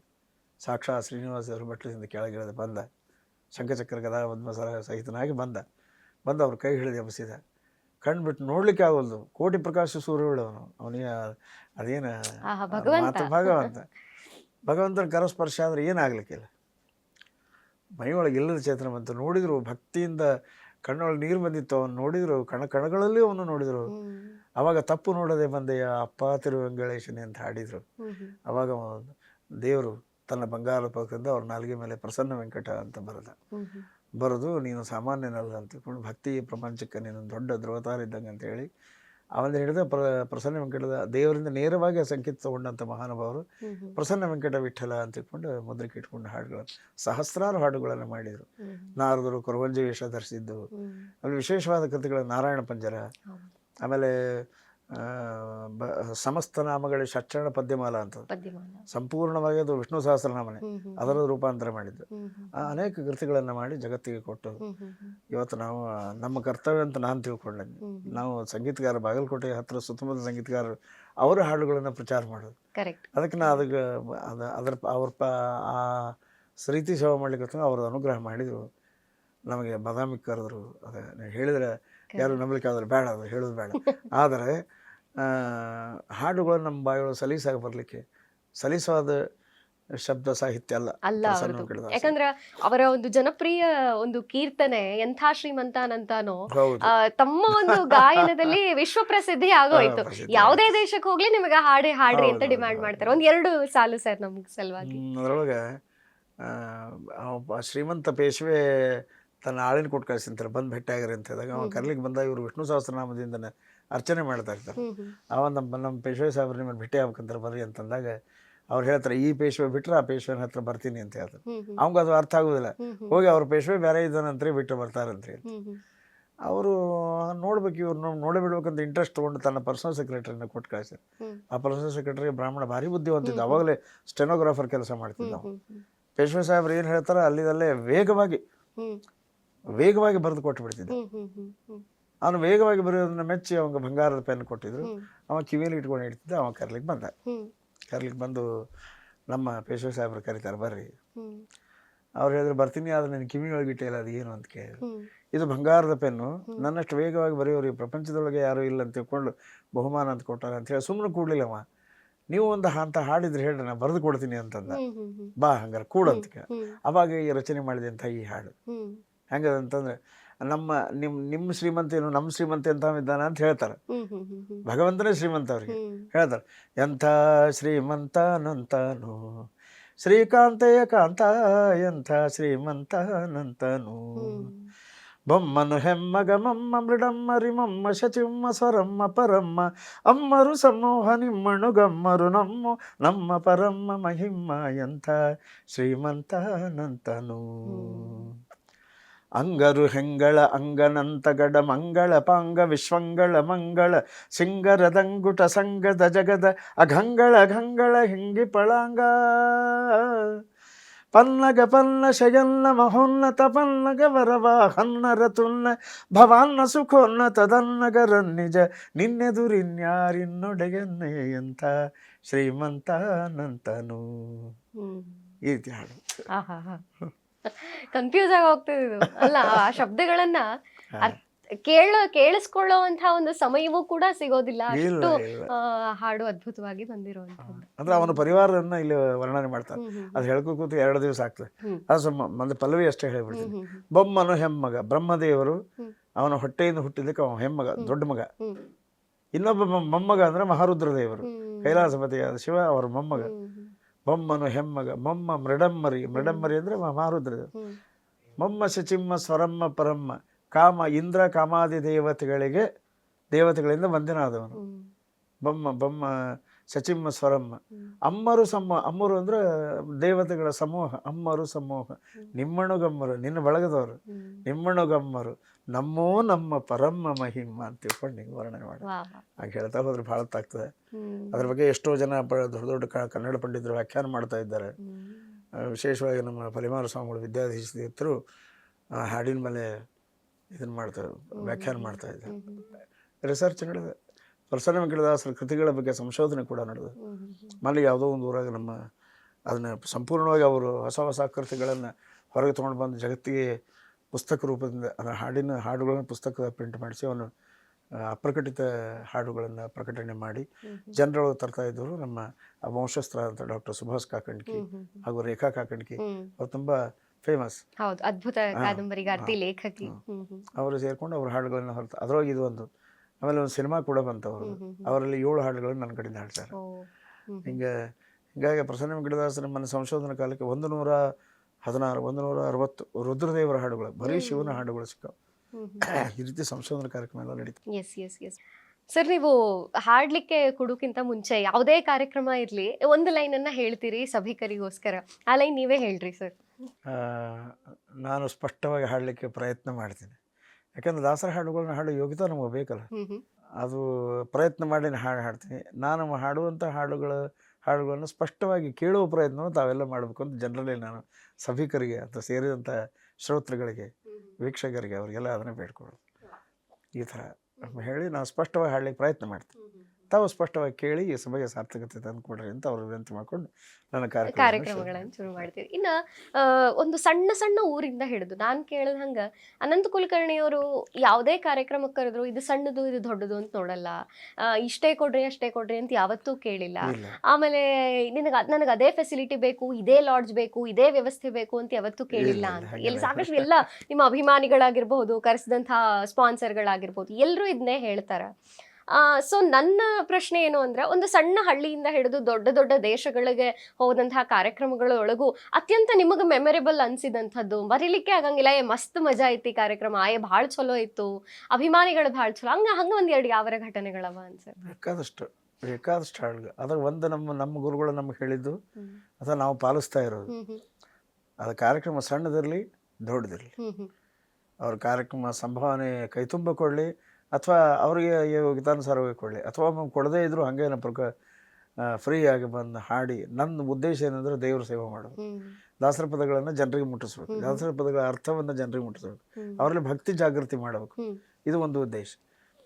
ದುಡ್ಡಿಗೆ ನನಗೆ ಬರ್ತದೆ, ಅದೇ ನಮ್ಮ ಸಂಸಾರ ನಡಲಿಕ್ಕೆ ಎಷ್ಟು ಬೇಕು ಅಷ್ಟು ಭಗವಂತ ಕೊಡ್ತಾನೆ, ಅದರಲ್ಲಿ ಏನೋ ಎರಡು ಸಂಶಯನೇ ಇಲ್ಲ, ಸಾಕಷ್ಟು ಉದಾಹರಣೆಗಳಾಗ್ಯಾವ.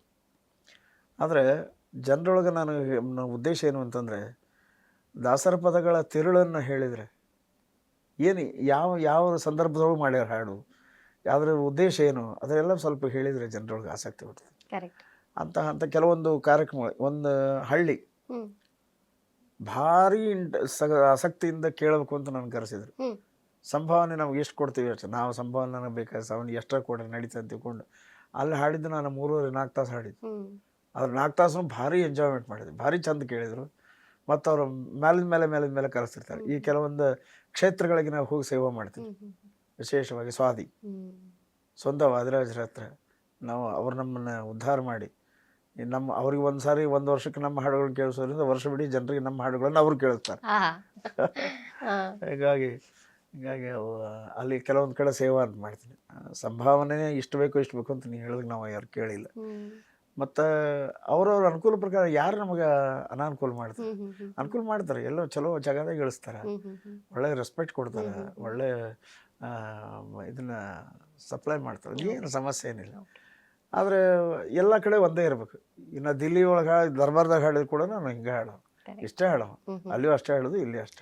ಈ ಒಂದು ಪಾಯಿಂಟ್ ಏನದಲ್ಲ, ಇದನ್ನ ಇವತ್ತಿನ ಸಂಗೀತ ಕಲಿಯುವಂಥ ಹುಡುಗರು, ಸಂಗೀತ ವಿದ್ಯಾರ್ಥಿಗಳನ್ನ ನೆನಪಿನಲ್ಲಿ ಇಟ್ಕೊಂಡು ಕಲಿಬೇಕೇನೋ ಅಂತ. ಹೌದು, ಆದರ್ಶವಾಗಿ ನಮ್ಮ ಪ್ರಸನ್ನ ವೆಂಕಟದಾಸರು ಇದರೊಳಗೆ ಜೀವನದಾಗ ಹೇಳ್ದಂಗೆ 10 ದಿಕ್ಕಿನ ಗಾಳಿ ಮಳೆ ಬಡ್ದಾಗ 11 ದಿಕ್ಕು ಕಾಣಿಸ್ತದೆ.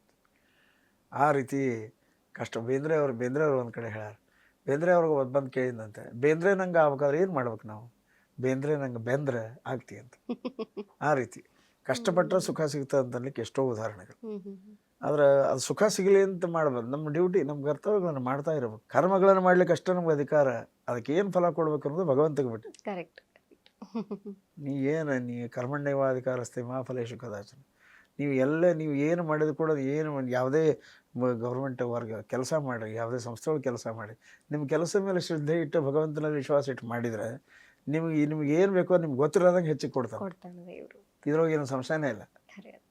ಎಷ್ಟೋ ಜನ ಬಂದು ಹೇಳ್ತಿರ್ತಾರೆ, ಇಲ್ರಿ ನಮಗೆ ಹಿಂಗಾತು, ನಮಗೆ ನೋಡ್ರಿ ಎಷ್ಟು ಸಮಸ್ಯೆ ಆಗಿತ್ತು, ಏನು ಮಾಡಬೇಕು ಅಂತಂದಾಗ ನೀವು ಹೇಳ್ದಂಗೆ ಮಾಡಿದ್ವಿ, ಸಮಸ್ಯೆ ಪರಿಹಾರ ಆಗಿ ನಾವು ಆರಾಮಿದ್ದೀವಿ ಅದು ಹೇಳ್ತಾರೆ. ಅದು ಇದು ಪ್ರತಿಯೊಬ್ಬರ ಜನರಲ್ಲಿ, ಪ್ರತಿಯೊಬ್ಬರಲ್ಲಿ. ಮತ್ತು ಸಂಗೀತ, ಈ ದಾಸರ ಪದಗಳನ್ನು ಕೇಳೋದ್ರಿಂದ ಮನಸ್ಸಿಗೆ ನೆಮ್ಮದಿ, ಅದು ಬಹಳ ಇನ್ನು ನಿಮ್ಮ ವೃತ್ತಿ ಜೀವನದಲ್ಲಿ ಬಹಳ ಒಂದು ಖುಷಿ ಕೊಟ್ಟಂತಹ ಕಾರ್ಯಕ್ರಮ ಇದು, ಇಂತಹ ಕಾರ್ಯಕ್ರಮ ನನ್ನ ಬದುಕಿನಲ್ಲಿ ಬಂದಿದ್ದ ನನ್ನ ಸೌಭಾಗ್ಯ ಅನ್ನುವಂಥದ್ದು ಯಾವ ಕಾರ್ಯಕ್ರಮ? ಸುಮಾರು ಕಾರ್ಯಕ್ರಮ, ಬಹಳ ಹೆಚ್ಚು ಕಾರ್ಯಕ್ರಮಗಳು. ಫಸ್ಟ್ ಅತಿ ಅಪಾರವಾದಂಥ ಜನಸಂಖ್ಯೆ ಕೂಡ ಹಾಡಿದ್ದು ಅಂದರೆ ಈ ಬೆಂಗಳೂರಿನ ಚನ್ನಪಟ್ಟಣದಾಗ, ಅಲ್ಲಿ ಅಖಿಲ ಭಾರತ ಹರಿದಾಸ ಸಮ್ಮೇಳನ ಇದ್ದಾಗ ಬೆಳಗಾವಿ ಜನ 11 ಗಂಟೆಗೆ ನನ್ನ ಹೆಸರು ಅನೌನ್ಸ್ಮೆಂಟ್ ಮಾಡಿದರು. ಅವತ್ತಿನ ಸಿಕ್ಕಾಪಟ್ಟೆ ಜನ ಸೇರಿದ್ರು. ಅವತ್ತು ಸುಮಾರು 10:30 ಪ್ರೋಗ್ರಾಮ್ ಚಾಲು ಆಗಿತ್ತು, ಮಧ್ಯಾಹ್ನ 2 ಗಂಟೆ ತನಕ ಹಾಡಿದ್ದು. ಮುಗಿದ ಮೇಲೆ ಎಲ್ಲರೂ ನನ್ನ ಮುಖರು ಏನು ರೀ ಯಾಪರಿ ಹಾಡ್ತಿ, ಏನು ಹಾಡಿದೆ ಎಲ್ಲ ಹೀಗೆಲ್ಲ ಅನ್ಲಿಕ್ಕೆ ಹತ್ತಿರಲ್ಲ. ಅವಾಗೇನು ಆನಂದ ಸಿಕ್ತಲ್ಲ, ಅದು ಆನಂದ ಮಾತ್ರ. ಅದು ಎಂಥ ಭಾರತದಿಂದ ಸಿಕ್ಕಾಗೂ ನಮಗೆ ಆ ಸಂತೋಷ ಆಗ್ತಾ ಇಲ್ಲ, ಗೊತ್ತಿಲ್ಲ. ಆ ಥರ ಬೇಕಾದಷ್ಟೇ ನಿಮ್ಮ ಜೀವನದೊಳಗೆ ಅಂದ್ರೆ ಇದೊಂದು ಕ್ಯಾಶುವಲ್ ಪ್ರಶ್ನೆ, ಕೆಂಪು ಬಸ್ಸು ಅನ್ನೋದಕ್ಕೂ ಅನಂತ ಕುಲಕರ್ಣಿಯವರೆಗೂ ಒಂದು ಸಂಬಂಧ ಅದ ಅಂತ. ಯಾಕಂದ್ರೆ ವೀಕ್ಷಕರಿಗೆ ಇದನ್ನ ಸ್ಪಷ್ಟಪಡಿಸ್ಬಿಡ್ತೀನಿ, ಸರ್ ಇದು ತನಕನು ಐ ಥಿಂಕ್ ನೀವು 60+ ಇದ್ದೀರಿ, ಈಗ ರಾಜ್ಯೋತ್ಸವ ಪ್ರಶಸ್ತಿ ಪುರಸ್ಕೃತರು, ಕರ್ನಾಟಕದ ಹಿರಿಯ ಕಲಾವಿದರವರು. ಇವತ್ತಿಗೂ ಕೂಡ ಇಷ್ಟೆಲ್ಲಾ ಕೀರ್ತಿ ಹೆಸರು, ವಿದೇಶ ಪ್ರವಾಸ ಮಾಡಿದ್ರು ಕೂಡ ಸರ್ ಇವತ್ತಿಗೂ ಅಡ್ಡಾಡೋದು ಕೆಂಪು ಬಸ್ನಾಗ. ಅಂದ್ರೆ ನಮ್ಮ ಒಂದು ಗವರ್ಮೆಂಟ್ ಬಸ್ಗಳಲ್ಲಿ ಅಂದ್ರೆ ಆ ಹಮ್ಮು ಬಿಮ್ಮು ಇಲ್ಲ, ಅಷ್ಟು ಸರಳ ವ್ಯಕ್ತಿತ್ವ. ಆದ್ರೆ ಒಂದು ನಿಮ್ಮ ಕಾರ್ಯಕ್ರಮ ಶುರುವಾದಾಗಿಂದ ನಿಮ್ ಹೆಂಗ ಸರಳತೆ ಇತ್ತು, ಇವತ್ತಿಗೂ ಅದನ್ನೇ ಕಾಪಾಡ್ಕೊಂಡ್ ಬಂದಿರಿ ಅಂತ. ಅಲ್ಲ, ಸರಳತೆ ಅನ್ನೋಕೆ ನಮ್ಮ ಹತ್ರ ಏನೂ ಇಲ್ಲಲ್ಲ, ಅದಕ್ಕೆ ಆ ಸರಳತೆ ಇದೆ. ನಾ ಇನ್ನೂ ಕಲಿಬೇಕು, ಇನ್ನೂ ಹೆಚ್ಚಿನ ಮಾಡಬೇಕು. ಎಂತೆಂಥ ಸಂಗೀತಗಾರಿದ್ದಾರೆ, ಅವ್ರು ಕೇಳಬೇಕು, ನಾನು ಕೇಳಬೇಕು, ಅವ್ರಿಂದ ಕಲಿಬೇಕು ಅಂತ ಒಂದು ಇವತ್ತಿಗೂ ಕಲಿಯೋ ಇವತ್ತಿನವರೆಗೂ ಕಲಿಯೋ ಹಂಬಲ ಭಾಳ ಅದು. ಆಮೇಲೆ ಇನ್ನೊಂದೇನಂತ, ನಾವು ಈ ನಮ್ಮ ವೃತ್ತಿ ಜೀವನ ಶುರು ಮಾಡಿದಾಗ ಕೆಂಪು ಬಸ್ ಬಿಟ್ಟರೆ ಮತ್ತೊಂದು ಬಸ್ ಇದ್ದಿದ್ದಿಲ್ಲ. ಹೈಟೆಕ್ ಬಸ್ ಇತ್ತೀತ್ಲಾಗ ಬಂದ, ಈಗ ಒಂದು 10 ವರ್ಷದಿಂದ ಬಂದ, ಮೊದ್ಲು ಇದ್ದಿದ್ದೇ ಇಲ್ಲ. ಅಡ್ಡಾಡಿದ್ರೆ ಕೆಂಪು ಬಸ್ನಾಗ ಅದೇನು ಅದಕ್ಕೆ ಅಡಿಕ್ಟ್ ಆಗಿಬಿಟ್ಟಿವಿ ನಾವು. ನಮ್ಮ ಕೆಂಪು ಬಸ್ನಾಗ ಕುಡಿದಿದ್ರೆ ಒಂಥರ ಆಗ್ತದೆ ನಮ್ಗೆ. ಈ ಹೈಟೆಕ್ ಬಸ್ ನಿಂದಿನ ಅಂತ ಏನು ಮಾಡ್ತೀರಿ ಒಂಥರ. ಈಗ ಎಷ್ಟೋ ಇದು ಮಾಡ, ಆದ್ರೆ ವಿಮಾನದಾಗ ಏನಾಗಿಲ್ಲ. ವಿಮಾನದಾಗ ಕೂತು 18 ತಾಸು ಕೂತ್ಕೊಂಡ್ರು ಕೂಡ ಅಲ್ಲಿ ಏನು ನನಗೆ ಕೂಡ್ಬೇಕಷ್ಟೇ, ಅದನ್ನ ಬಿಟ್ರೆ ಏನು ಉಳ್ಕಿದ್ದಲ್ಲ ಅಗ್ದಿ ಆರಾಮ. ಸರ್, ಇನ್ನು ನಿಮ್ಮ ಪ್ರಶಸ್ತಿಗಳ ಬಗ್ಗೆ ಮಾತಾಡೋದಾದ್ರೆ, ಇತ್ತೀಚೆಗೆ ಕನ್ನಡ ರಾಜ್ಯೋತ್ಸವ ಪ್ರಶಸ್ತಿ ಇರ್ಬೋದು, ನಾಡಪ್ರಭು ಕೆಂಪೇಗೌಡ ಪ್ರಶಸ್ತಿ ಇರ್ಬೋದು, ಇನ್ನು ದಾಸ ಸಾಹಿತ್ಯಕ್ಕೆ ಸಂಬಂಧಪಟ್ಟಂಗ ಹರಿದಾಂಸಾರ ಭೂಷಣ ಇರ್ಬೋದು, ಸಾಕಷ್ಟು ಪ್ರಶಸ್ತಿಗಳು ಅರಸಿ ಬಂದ್ವು. ಸೊ ಅದರಲ್ಲಿ ನಿಮಗೆ ಅಚ್ಚುಮೆಚ್ಚಿನದಾದಂಥದ್ದು ಅಥವಾ ಈ ಪ್ರಶಸ್ತಿಯಿಂದ ನನ್ನ ಇನ್ನೂ ಜವಾಬ್ದಾರಿಗಳು ಹೆಚ್ಚಾಯ್ತು, ನಾನು ಇನ್ನೂ ಮಾಡಬೇಕು ಅನ್ಸಿದಂಥದ್ದು ಯಾವುದು ಸರ್? ಶಿವಮೊಗ್ಗದೊಳಗೆ ಅಲ್ಲಿಂದ ಹರಿದಾಸ ಸೇವಾ ಸಮಿತಿಯಿಂದ ಅವ್ರು ನನಗೆ ಕರೆದು ಫಸ್ಟ್ ನನಗೆ ಅದು ಸಿಕ್ಕಿದ್ದು ಹರಿದಾಸ ನಿಧಿ ಅಂತ ಒಂದು ಬಿರುದು ಕೊಟ್ಟು, ಈ 3 ದಿವಸ ಬರೀ ಹರಿಕಥಾಮೃತ ಸಾರ ಹೇಳಿಸಿ, ನನ್ನ ಕಡೆಯಿಂದ ಹೇಳಿಸಿ, ಕೊನೆ ದಿವಸ ನನ್ನ ಹಾಡುಗಳನ್ನ ಹಾಡಿಸಿ ನನಗೆ ಪ್ರಶಸ್ತಿ ಕೊಟ್ಟು ಪೌರ ಸನ್ಮಾನ ಮಾಡಿದೆ. ಅಸಿಸ್ಟೆಂಟ್ ಕಮಿಷನರ್ ಎಲ್ಲರೂ ಬಂದಿದ್ದು. ನಿಜವಾಗಿ ಅವಾಗ ನನಗೆ ಅನ್ನಿಸ್ತು, ಇದರೊಳಗೆ ನಾನು ಇನ್ನೂ ಏನೋ ಸಾಧನೆ ಮಾಡ್ಬೇಕು, ಇದು ಇಷ್ಟಕ್ಕೆ ಮುಗಿತಂತ ತಿಳ್ಕೊಬಾರ್ದು, ಹೆಚ್ಚಿನ ಜವಾಬ್ದಾರಿ ತಗೊಂಡು ಇನ್ನೂ ಹೆಚ್ಚು ದಾಸರ ಪದ ಕೃತಿಗಳನ್ನು ಎಲ್ಲ ಜಾತಿ ಜನರು ದಾಸರ ಪದಗಳನ್ನು ಹಾಡ್ಬೇಕು. ಭಾಳ ಜನಕ್ಕೆ ತಪ್ಪು ಕಲ್ಪನಾ ಏನು ಅಂತಂದ್ರೆ, ದಾಸರ ಪದಗಳು ಒಂದೇ ವರ್ಗಕ್ಕೆ ಸಂಬಂಧಪಟ್ಟದ್ದು, ಬ್ರಾಹ್ಮಣರಿಗೂ ಸಂಬಂಧಪಟ್ಟದ್ದು. ಅದು ಅಶುದ್ಧವಾದ ಸುಳ್ಳು, ತಪ್ಪು. ಮಾನವ ಜನ್ಮ ದೊಡ್ಡದು, ಇದನ್ನು ಹಾನಿ ಮಾಡಿಕೊಳ್ಳಬೇಡಿ ಹುಚ್ಚಪ್ಪಗಳಿರ ಅಂತ ಬರೀ ಒಂದು ವರ್ಗಕ್ಕೆ ಹೇಳಿಲ್ಲ ಪುರಂದರದಾಸರು, ಇಡೀ ಮಾನವ ಸಮುದಾಯಕ್ಕೆ ಕೊಟ್ಟಂಥ ದೊಡ್ಡ ಸಂದೇಶ. ಮತ್ತು ಇಲ್ಲಿ ಜಾತಿ ಮತ ಅನ್ನೋದು ಬರೋದೇ ಇಲ್ಲ. ಕನಕದಾಸರು ಯಾರು? ಬ್ರಾಹ್ಮಣರ ಅಲ್ಲ. ಆದರೆ ಭಗವಂತನನ್ನು ನೇರವಾಗಿ ಎದುರಿಗೆ ಕೂಡಿಸ್ಕೊಂಡು ಹಾಡು ಮಾಡಿದಂಥ ಮಹಾನುಭಾವರು. ಅವ್ರ ಹಾಡುಗಳನ್ನು ನಾವು ಇನ್ನೂವರೆಗೂ ಹಾಡ್ತಾ ಇದ್ವಿ. ಈಶ ನಿನ್ನ ಚರಣ ಭಜನೆ, ಆಸೆಯಿಂದ ಮಾಡೋದೇನು, 24 ಕೇಶವನಾಮಗಳನ್ನು ಎಂಥ ಲೋಕೋತ್ತರ ಉಪಕಾರ ಮಾಡ್ಯಾರಂದ್ರೆ ಕನಕದಾಸರು, ಅದೇನು ಮಾತಾಡೋಂಗಿಲ್ಲ ಇಲ್ಲ. ಎಷ್ಟೋ ಅಂಥ 24 ಕೇಶವನಾಮಗಳು ಉಳ್ಳಂಥ ಹಾಡುಗಳು, ಎಷ್ಟೋ ಸಮಾಜದ ಕೋರೆಗಳನ್ನು ತಿದ್ದುವಂಥ ಹಾಡುಗಳು. ಅದು ಒಂದು ಹಾಡು ನಾನು ಹಾಡಿದ್ದು, ತೀರ್ಥವನ್ನು ಪಿಡಿದವರು ತಿರುನಾಮಧಾರಿಗಳೇ, ಜನ್ಮ ಸಾರ್ಥಕವೇರದವರು ಪರಮ ಭಾಗವತರೇ ಅಂತ ಹಾಡು. ಅವರು ಎಲ್ಲ ಜಾತಿ ಜನರು, ಎಲ್ಲ ಜಾತಿ ಇರುವಂಥ ಸಮಾಜ ಇರುವಂಥ ನ್ಯೂನತೆಗಳನ್ನು ಸರ್, ಇನ್ನು ದಾಸ ಸಾಹಿತ್ಯದ ಸೇವೆಯೊಳಗೆ ಸಿಡಿಗಳಿರ್ಬೋದು, ಕಾರ್ಯಕ್ರಮಗಳಿರಬಹುದು, ಅದರ ಬೋಧನೆ ಇರ್ಬೋದು, ಈಗಂತೂ ತಮ್ಮ ಬಿಡುವಿನ ಸಮಯದಲ್ಲಿ ಜೊತೆಗೆ ಬಿಡುವು ಮಾಡಿಕೊಂಡು ಮಕ್ಕಳಿಗೆ ಹೇಳಿಕೊಡುವಂತಹ ಕೆಲಸವನ್ನು ತಾವು ಮಾಡ್ತಿದ್ದೀರಿ. ವಿದ್ಯಾರ್ಥಿಗಳಿಗೆ ಸಾಕಷ್ಟು ಜನ ದಾಸ ಸಾಹಿತ್ಯದ ಪಾಠವನ್ನ ಕಲಿತಿದ್ದಾರೆ. ಒಂದು ಹೆಮ್ಮೆ ಏನು ಅಂದ್ರೆ ದಾಸ ಸಾಹಿತ್ಯಕ್ಕೆ ದಾರಿ ತೋರಿಸಿದಂಥವ್ರು ನೀವು, ನನಗೂ ಕೂಡ ದಾಸ ಸಾಹಿತ್ಯದ ಗುರುಗಳು. ಹಾಗಾಗಿ ಇವತ್ತಿನ ದಾಸ ಸಾಹಿತ್ಯದ ಯುವ ಪೀಳಿಗೆಗೆ ಅದನ್ನ ಕಲಿಬೇಕು ಅಂತ ಬರ್ತಿರೋರಿಗೆ ನೀವು ನಿಮ್ಮ ಅನಂತ ಕುಲಕರ್ಣಿ ಮ್ಯೂಸಿಕ್ ಫೌಂಡೇಶನ್ ಇಂದ ಕ್ಲಾಸಸ್ ಗಳನ್ನ ಮಾಡ್ತಿದ್ದೀರಿ. ಹೇಗೆ ನಡೀತಿದೆ ಸರ್? ಹೇಗಿದೆ? ಮತ್ತೆ ಇವತ್ತಿನ ಯುವ ಜನತೆಗೆ ನೀವು ಹೇಳುವಂತಹ ಒಂದು ಕಿವಿ ಮಾತು ಏನು ಸರ್? ಅಂದರೆ ಈ ಕೊರೋನಾ ಸಮಯದೊಳಗೆ ಭಾರಿ ಒಂದು ಭಯದ ವಾತಾವರಣ ಜಗತ್ತಿನ ತುಂಬ ಇದ್ದಾಗ ಆ ಸಮಯ ಮನೆಗೆ ಕೂತವ್ರು ಅವ್ರು ಏನು ಮಾಡಬೇಕು? ಆ ಸಮಯದಲ್ಲಿ ಆನ್ಲೈನ್ ಕ್ಲಾಸ್ ಶುರು ಮಾಡಿದೆ. ನಾನು ಚಿರಂಜೀವಿ ಸುಜಯ್ ಕುಲಕರ್ಣಿ ಅದನ್ನು ನನ್ನ ಕಡೆಯಿಂದ ಒಂದು ಸ್ಟೇಟ್ಮೆಂಟ್ ತೊಗೊಂಡು ಎಲ್ಲ ಕಡೆ ಟಿ ವಿ ಒಳಗೆಲ್ಲ ಬಿಟ್ಟ. ಹೀಗಾಗಿ ಕ್ಲಾಸಿಗೆ ಭರ್ಪೂರವಾಗಿ ಜನ ಬಂದರು. ಅಮೇರಿಕೆಯಿಂದ, ಇಂಗ್ಲೆಂಡ್, ನ್ಯೂಜಿಲೆಂಡ್ದಿಂದ ಇವತ್ತಿನವರೆಗೂ ಬರ್ತಾ ಇದ್ದಾರೆ. ಆ ಸಮಯದಲ್ಲಿ ನನಗೆ ಅದನ್ನ ಟೈಮ್ ಏನದಲ್ಲ, ನಮ್ಮ ಮನೆಯೊಳಗೆ ಇದ್ದೆ, ಮನೆ ಬಿಟ್ಟು ಹೊರಗೆ ಬರೋಂಗಿದ್ದಿದ್ದಿಲ್ಲ. ಆ ಸಮಯದೊಳಗೆ ಅದನ್ನು ಉಪಯೋಗ ಮಾಡಿಕೊಂಡು ಜನರಿಗೆ ದಾಸರ ಪದಗಳನ್ನು ಹೇಳುವಂಥ ಒಂದು ಇದು, ಆಮೇಲೆ ಸಂಗೀತವನ್ನು ಕಲಿಸುವಂಥದ್ದು ಇದನ್ನು ಮಾಡ್ಲಿಕ್ಕೆ ಇವತ್ತಿನವ್ರಿಗಾದರೂ ಎಷ್ಟೋ ಸುಮಾರು ವಿದ್ಯಾರ್ಥಿಗಳು ನನ್ನ ಕಡೆ ಬರ್ತಾರೆ. ನಾನು ಊರಾಗಿದ್ದಾಗ ಅವ್ರ ಕಡೆ ಎಷ್ಟು ಸಮಯ ಕೊಟ್ಟು ಅವ್ರ ಕಡೆಗೆ ಕ್ಲಾಸ್ ಮಾಡಿ ಅವ್ರ ಕಡೆಯಿಂದ ಪಾಠ ತಗೊಳ್ತೀನಿ. ಇವತ್ತಿನವ್ರಿಗಾದರೂ ತಗೊಳ್ತಾ ಇದ್ದೀನಿ. ಇನ್ನು ಏನು ಕಿವಿ ಮಾತು ಹೇಳ್ತೀರಿ ಸರ್? ಅಂದ್ರೆ ನಾವು ಹೇಗೆ ದಾಸ ಸಾಹಿತ್ಯವನ್ನಾಗ್ಲಿ, ಒಂದು ಸನಾತನ ಧರ್ಮದ ಒಂದು ಈ ಅನೇಕ ಕೃತಿಗಳಿರಬಹುದು ಮಹಾನ್ ಭಾವರು ಮಾಡಿದ್ದು, ಅದನ್ನ ಹೇಗೆ ನೋಡಬೇಕು, ಹೇಗೆ ಸ್ವೀಕಾರ ಮಾಡಬೇಕು, ಹೇಗೆ ಕಲಿಬೇಕು ಅನ್ನುವಂಥದ್ದು ಸರ್? ಅದು ತಾತ್ವಿಕವಾಗಿ ಒಂದು ವಿಚಾರ ಬೇರೆ ಕಡೆ, ಆದ್ರೆ ಅವ್ರು ಏನು ಹೇಳ್ಯಾರ ನಮಗೆ ಉಪಯೋಗವಂಥ ಕೆಲವೊಂದು ಸಂಗತಿಗಳನ್ನೇ ಹೇಳ್ಯಾರ. ಅದನ್ನು ಸ್ಪಷ್ಟವಾಗಿ ನಾವು ತಗೊಂಡು ನಮ್ಮ ಜೀವನದಾಗ ಅದನ್ನು ಅಳವಡಿಸ್ಕೊಳ್ಳೋಕೆ ಪ್ರಯತ್ನ ಮಾಡಬೇಕು. ಎಲ್ಲ ಜಾತಿಯವರು ನಿಮ್ಮ ಜಾತಿಯವರ ಪ್ರಕಾರ ದೇವ್ರಿಗೆ ನಮಸ್ಕಾರ ಮಾಡ್ರಿ, ದೇವ್ರು ನಂಬ್ರಿ, ಅವ್ರು ಹೇಳಿದ್ದಾರೆ. ಅವನ ದೇವ್ರನ್ನ ಸ್ಮರಣೆ ಮಾಡ್ರಿ. ನಮಗೊಂದು ರೀತಿ ಹೇಳ್ಯಾರ, ಬ್ರಾಹ್ಮಣರಿಗೆ ಒಂದು ರೀತಿ, ಲಿಂಗಾಯತರಿಗೆ ಒಂದು ರೀತಿ, ಕ್ರಿಶ್ಚಿಯನ್ರಿಗೆ ಒಂದು ರೀತಿ, ಮುಸ್ಲಿಮ್ಸ್ಗೆ ಒಂದು ರೀತಿ. ಅವಾಗ ಅವಯವ ಧರ್ಮಗಳನ್ನು ಆಚರಣೆ ಮಾಡ್ತಾನೆ ನೀವು ನಿಮ್ಮ ಅದು ಸುಖ ಕಾಣ್ರಿ, ದೇವರಲ್ಲಿ ಭಕ್ತಿ ಇರಲಿ, ವಿಶ್ವಾಸ ಇರಲಿ ಅನ್ನುವಂಥ ಒಂದು ದೊಡ್ಡ ಸಂದೇಶ. ಅದು ಒಂದು ದೊಡ್ಡ ಸಂದೇಶ. ಆಮೇಲೆ ಈಗಿನ ಯುವಕರಿಗೆ ಕೊಡುವಂಥ ಸಂದೇಶ ಕೊಡುವಂಥ ಹಿಂಗೆ ಮಾಡ್ರಿ ಅಂತ ಹೇಳೋದು ಯೋಗ್ಯತಾ ನನ್ನ ಕಡೆ ಇಲ್ಲ. ಆದರೂ ಏನು ಹೇಳುವಂಥ ಸಂಗೀತ ಕಲಿಬೇಕಾದ್ರೆ, ಯಾವುದೇ ದಾಸರ ಕಲಿಬೇಕಾದ್ರೆ ಶ್ರದ್ಧಾ ಭಕ್ತಿ, ಗುರು ಹಿರಿಯರಿಗೆ ಕೊಡುವಂಥ ಗೌರವದಿಂದ ನಾವು ಅದನ್ನು ಕಲ್ತಿದ್ದೇ ಆದರೆ ದೇವರಲ್ಲಿ ಭಕ್ತಿ ಹುಡ್ತದೆ, ಗುರು ಹಿರಿಯರಲ್ಲಿ ಭಕ್ತಿ ಹುಡ್ತದೆ. ಅದನ್ನು ಹೇಳಿದ್ದವ್ರೆ. ಅದನ್ನ ಈ ದಾಸರು ಏನು ಹೇಳ್ಯಾರ ಅದನ್ನು ನಾವು ಜೀವನದಾಗ ಅಳವಡಿಸ್ಕೊಂಡ್ಬಿಟ್ರೆ ನಿಜವಾಗಿ ಎಲ್ಲ ನಮ್ಮ ದೇಶ ಹಿಂಸಾ ಅನ್ನೋದೇ ಇರಂಗಿಲ್ಲ. ಅದು ಎಲ್ಲ ಜಾತಿಯವರು ಮಾಡಬೇಕು.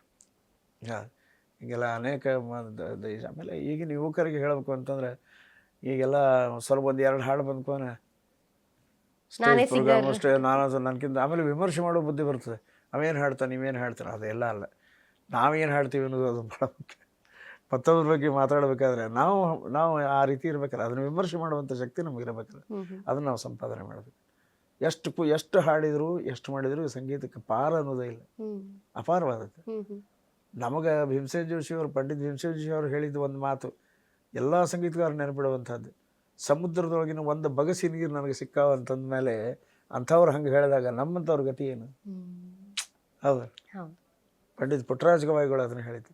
ಸಂಗೀತ ಅನ್ನೋದು ದೊಡ್ಡ ಸಾಮ್ರಾಜ್ಯ, ದೊಡ್ಡ ಸಾಗರ. ಅದ್ರೂ ಇನ್ನು ಯಾರ್ಯಾರು ಬಗಸಲಿ ತಗೋತಾರೋ, ಯಾರ್ಯಾರು ಬೊಗಣೆಲಿ ತಗೋತಾರೋ ಅವರ ಯೋಗ್ಯತಾನ ಪ್ರಕಾರವಾಗಿ ಆ ಸಂಗೀತ ಒಲಿತು ಅಂತ ಅವ್ರು ಹೇಳಿದ್ರು. ಅವರು ಸಂಗೀತಕ್ಕೆ ಇನ್ನೊಂದು ಹೆಸರೇ ಪಂಡಿತ್ ನಿಜವಾಗಿ ನಮ್ಮನ್ನೆಲ್ಲ ಆಗಲಿ ಹೋದ್ರು ಕೂಡ ಅವರು ನೆನಪುಳಿಯುವಂಥದ್ದು ದೊಡ್ಡ ವ್ಯಕ್ತಿ ಡಾಕ್ಟರ್ ಪಂಡಿತ್ ಪುಟ್ಟರಾಜ ಗವಾಯಿಗಳು. ಅತ್ಯದ್ಭುತವಾದ ಅದು ನಿಮ್ಮ ಮೂಲವರೇ. ಮತ್ತು ಅದು ಒಂದು ಗದಗಿನ ವೀರೇಶ್ವರ ಪುಣ್ಯಾಶ್ರಮಕ್ಕೆ ಇದ್ದಾರಕ್ಕಿಂತ ಇಡೀ ಜಗತ್ತಿಗೆ ಬೇಕಾದವರು. ಎಷ್ಟು ವಿದ್ಯಾರ್ಥಿಗಳನ್ನು, ಎಷ್ಟು ಸಹಸ್ರಾರು ವಿದ್ಯಾರ್ಥಿಗಳನ್ನು ಇದು ಉಪಜೀವನ ಮಾಡಿಕೊಂಡಿದ್ದಾರೆ. ಅದರೊಳಗೆ ಅತ್ಯಂತ ಪ್ರಸಿದ್ಧರಾಗೋದು ಡಾಕ್ಟರ್ ಪಂಡಿತ್ ವೆಂಕಟೇಶ್ ಕುಮಾರ್ ದಾಸ್. ಅಂತ ಈ ಸಂಗೀತ ವಾತಾವರಣ ಯಾವ ರೀತಿ ಜೀವನದಾಗ ಮನುಷ್ಯನ ಬದಲಾವಣೆ ಮಾಡ್ತಾ ಅನ್ಲಿಕ್ಕೆ ಬೇಕಾಷ್ಟು ಉದಾಹರಣೆಗಳು ಅವ. ಅಂಥ ಉದಾಹರಣೆಗಳನ್ನು ನಾವು ತೊಗೊಂಡು ನಮ್ಮ ಜೀವನದಾಗ ಅಳವಡಿಸಬೇಕು ಅನ್ನೋದು. ಆಮೇಲೆ ನಮ್ಮ ವೃತ್ತಿ ಜೀವನಕ್ಕೆ ಎಷ್ಟೋ ಜನ ನಮಗೆಲ್ಲ ಹೆಲ್ಪ್ ಮಾಡಿ, ಇದು ಒಬ್ಬರಿಂದ ಆಗೋದಿಲ್ಲ, ಒಬ್ಬರಿಂದ ಸಾಧನಕ್ಕೆ ಪೂರಕವಾಗಿ ಕೆಲವೊಂದು ವ್ಯಕ್ತಿಗಳು ಬೇಕಾಗ್ತಾರೆ. ನಾವು ಸಣ್ಣವರಿದ್ದಾಗ ಹಿಡಿದು ನಮ್ಮ ಮನೆಯೊಳಗೆ ಸ್ವಲ್ಪ ಹಡವು ವಾತಾವರಣ, ನಮ್ಮ ವಸಂತ ಕುಲಕರ್ಣಿ, ಆಮೇಲೆ ಪ್ರಹ್ಲಾದ್ ಕುಲಕರ್ಣಿ, ಶ್ರೀಕಾಂತ್ ಎಲ್ಲರೂ ಹಾಡೋರು ನಮ್ಮ ಅಕ್ಕ ಇಂದುಮತಿ, ಶ್ಯಾಮಲಾ, ಆಮೇಲೆ ಎಲ್ಲರೂ ಹಾಡೋರು, ಭಜನೆ ಮಾಡ್ತು ಇದನ್ನ ಹೀಗಾದ. ಆಮೇಲೆ ಅದಕ್ಕೆ ನಮ್ಮ ಸಂಗೀತ ಕಲೀಲಿಕ್ಕೆ ಬಿಡಲಾರ್ದೆ ಕಲಿಬೇಕು ಅಂತ ಪ್ರಯತ್ನ ಮಾಡಿದವರು ಸುಶೀಲೇಂದ್ರ ರಘುವೀರ್, ಅವ್ರು ರಘುವೀರ್ ಬ್ರದರ್ಸ್ ಎಲ್ಲರೂ ಹಿಂಗೆ ಅವ್ರು ಬೈದು ಬಿಟ್ಟು ಚಲೋ ಕಂಪೋಸ್ ಮಾಡಿದೆ ಅಂದ್ರೆ ಅವತ್ತು ಅವ್ನು ಹೇಳ್ತಿದ್ದ, ಸಂಜೆ ಮುಂಚೆ ಕೊಡಿಸಿ ನಿನಗೆ ಅಂತಿದ್ದ. ಅಕಸ್ಮಾತ್ ಸರಿ ಇದ್ದಿಲ್ಲ, ಬ್ಯಾಡ್ ಬಿಡಲಿ ಸರಿ ಇಲ್ಲ, ನೀನು ಚಲೋ ಹಾಡೋದಿಲ್ಲ ನೀನು ಅಂತ ಹಿಂಗೆ ಡೈರೆಕ್ಟ್ ನೇರವಾಗಿ ಹೇಳೋರು ನಾವು ಚಲೋದು ಕೇಳ್ತಾರೆ ಅಂತ ತಿಳ್ಕೊ. ನಾವು ಮುಖಸ್ತುತಿ ಮಾಡೋರು ನಂಬಲಿಕ್ಕೆ ಹೋಗಬಾರ್ದು. ಹಂಗೆ ಕೆಲವೊಂದು ಘಟನೆ ನಡೆದು. ಆಮೇಲೆ ಈ ಬೆಂಗಳೂರಿಗೆ ಬಂದ ಮೇಲೆ ಬೆಂಗಳೂರಿಗೆ ಫಸ್ಟ್ ನಾನು ಪರಿಚಯ ಮಾಡಿಸಿದ್ದೆ ಸುಮಾರು 2-3 ಜನ ವ್ಯಕ್ತಿ. ರಾಧಾಕೃಷ್ಣ ಅಂತ ಒಬ್ಬರು ಇದ್ರು, ಮಧ್ಯ ಸಮಾಚಾರ ಪತ್ರಿಕೆಯವರು ಅವರು, ಆಮೇಲೆ ನಮ್ಮ ಕೃಷ್ಣಾಚಾರ್ಯ ಹುನಗುಂದ, ಆಮೇಲೆ ನಮ್ಮ ಆಪ್ತ ಸ್ನೇಹಿತ ಪಂಡಿತ್ ರಾಜಗೋಪಾಲ್ ಕಲ್ಲೂರ್ಕರ್, ಕಲ್ಲೂರು ಮಹಾವಿದ್ಯಾಲಯದ ನಡೆಸಿ ಹೆಸರಿನಿಂದ ಲಕ್ಷ್ಮೀದೇವಿ ಮೇಲೆ ಒಂದು ವಿದ್ಯಾಲಯ ನಡೆಸಿ ನೂರಾರು ವಿದ್ಯಾರ್ಥಿಗಳನ್ನು ತಯಾರು ಮಾಡಿ ಸಮಾಜಕ್ಕೆ ಕೊಡ್ತಾ ಇದ್ರು. ಇವರೆಲ್ಲ ನಮಗೆ ಭಾಳ ಸ್ಕೋಪ್. ಸುಮಾರು ಎಷ್ಟೋ ಸಾವಿರಾರು ಜನ ನಮ್ಮ ಅಭಿವೃದ್ಧಿಗೆ ಕಾರಣರಾಗ್ಯಾರ. ಎಲ್ಲರೂ ಅವ್ರಿಗೆಲ್ಲರಿಗೂ ಒಂದು ದೊಡ್ಡ ನಮಸ್ಕಾರ ಹಾಕ್ತಾ. ಎಸ್ ಎಸ್ ಎಸ್ ಎಸ್ ಒಂದು ಪಂಡಿತಾನಂದ ಕುಲಕರ್ಣಿ ಆಗ್ಲಿಕ್ಕೆ ಸಾವಿರಾರು ಜನರ ಒಂದು ಸಹಕಾರ, ಬೆಂಬಲ, ಸಹಾಯ, ಅದನ್ನ ನೆನ್ಸ್ಕೊಳ್ತೀರಿ. ಅದು ಕೂಡ ನಿಮ್ಮ ದೊಡ್ಡ ಗುಣ ಸರ್. ಸೊ ನಮ್ಮ ಇವತ್ತು ಅಶ್ವವೇಗ ಸ್ಟುಡಿಯೋಕ್ಕೆ ಬಂದು ನಿಮ್ಮ ಒಂದು ಸಂದರ್ಶನವನ್ನು ಮಾಡಲಿಕ್ಕೆ ನಮಗೂ ಒಂಥರ, ನನಗಂತೂ ದಾಸ ಸಾಹಿತ್ಯದ ಗುರುಗಳು ನೀವು, ಬಹಳಷ್ಟು ಖುಷಿ ಕೊಟ್ಟಿದೆ ಈ ಸಂದರ್ಶನ. ಧನ್ಯವಾದಗಳು ಸರ್. ಧನ್ಯವಾದ. ಎಲ್ಲ ಶ್ರೋತೃ ಬಾಂಧವರಿಗೂ ಮತ್ತು ವೀಕ್ಷಕರಿಗೂ ನನ್ನ ಅಭಿನಂದನಾಪೂರ್ವಕ ನಮಸ್ಕಾರಗಳನ್ನು ತಿಳಿಸುತ್ತಾ, ಅಶ್ವವೇಗ ಈ ಸಂಸ್ಥೆ ಹೆಮ್ಮರವಾಗಿ ಬೆಳೀಲಿ, ಒಂದಾನೊಂದು ದಿವಸ ಕಾಲಕ್ಕೆ ಇಡೀ ಜಗತ್ತಿಗೆ ಪ್ರಸಿದ್ಧ ಆಗಲಿ ಅಂತ ದೇವರನ್ನ ಪ್ರಾರ್ಥನೆ ಮಾಡ್ತಾ ನಮಸ್ಕಾರ. Thank you sir. ಎಸ್ ವೀಕ್ಷಕರೇ, ಇದಾಗಿತ್ತು ಈ ಹೊತ್ತಿನ ವಿಶೇಷ ಸಂದರ್ಶನ ಅನಂತಗಾನ. ನೋಡ್ತಾ ಇರಿ ಅಶ್ವವೇಗ ನ್ಯೂಸ್, ಇದು ಸತ್ಯಾನ್ವೇಷಣೆಯ ಓಟದಲ್ಲಿ.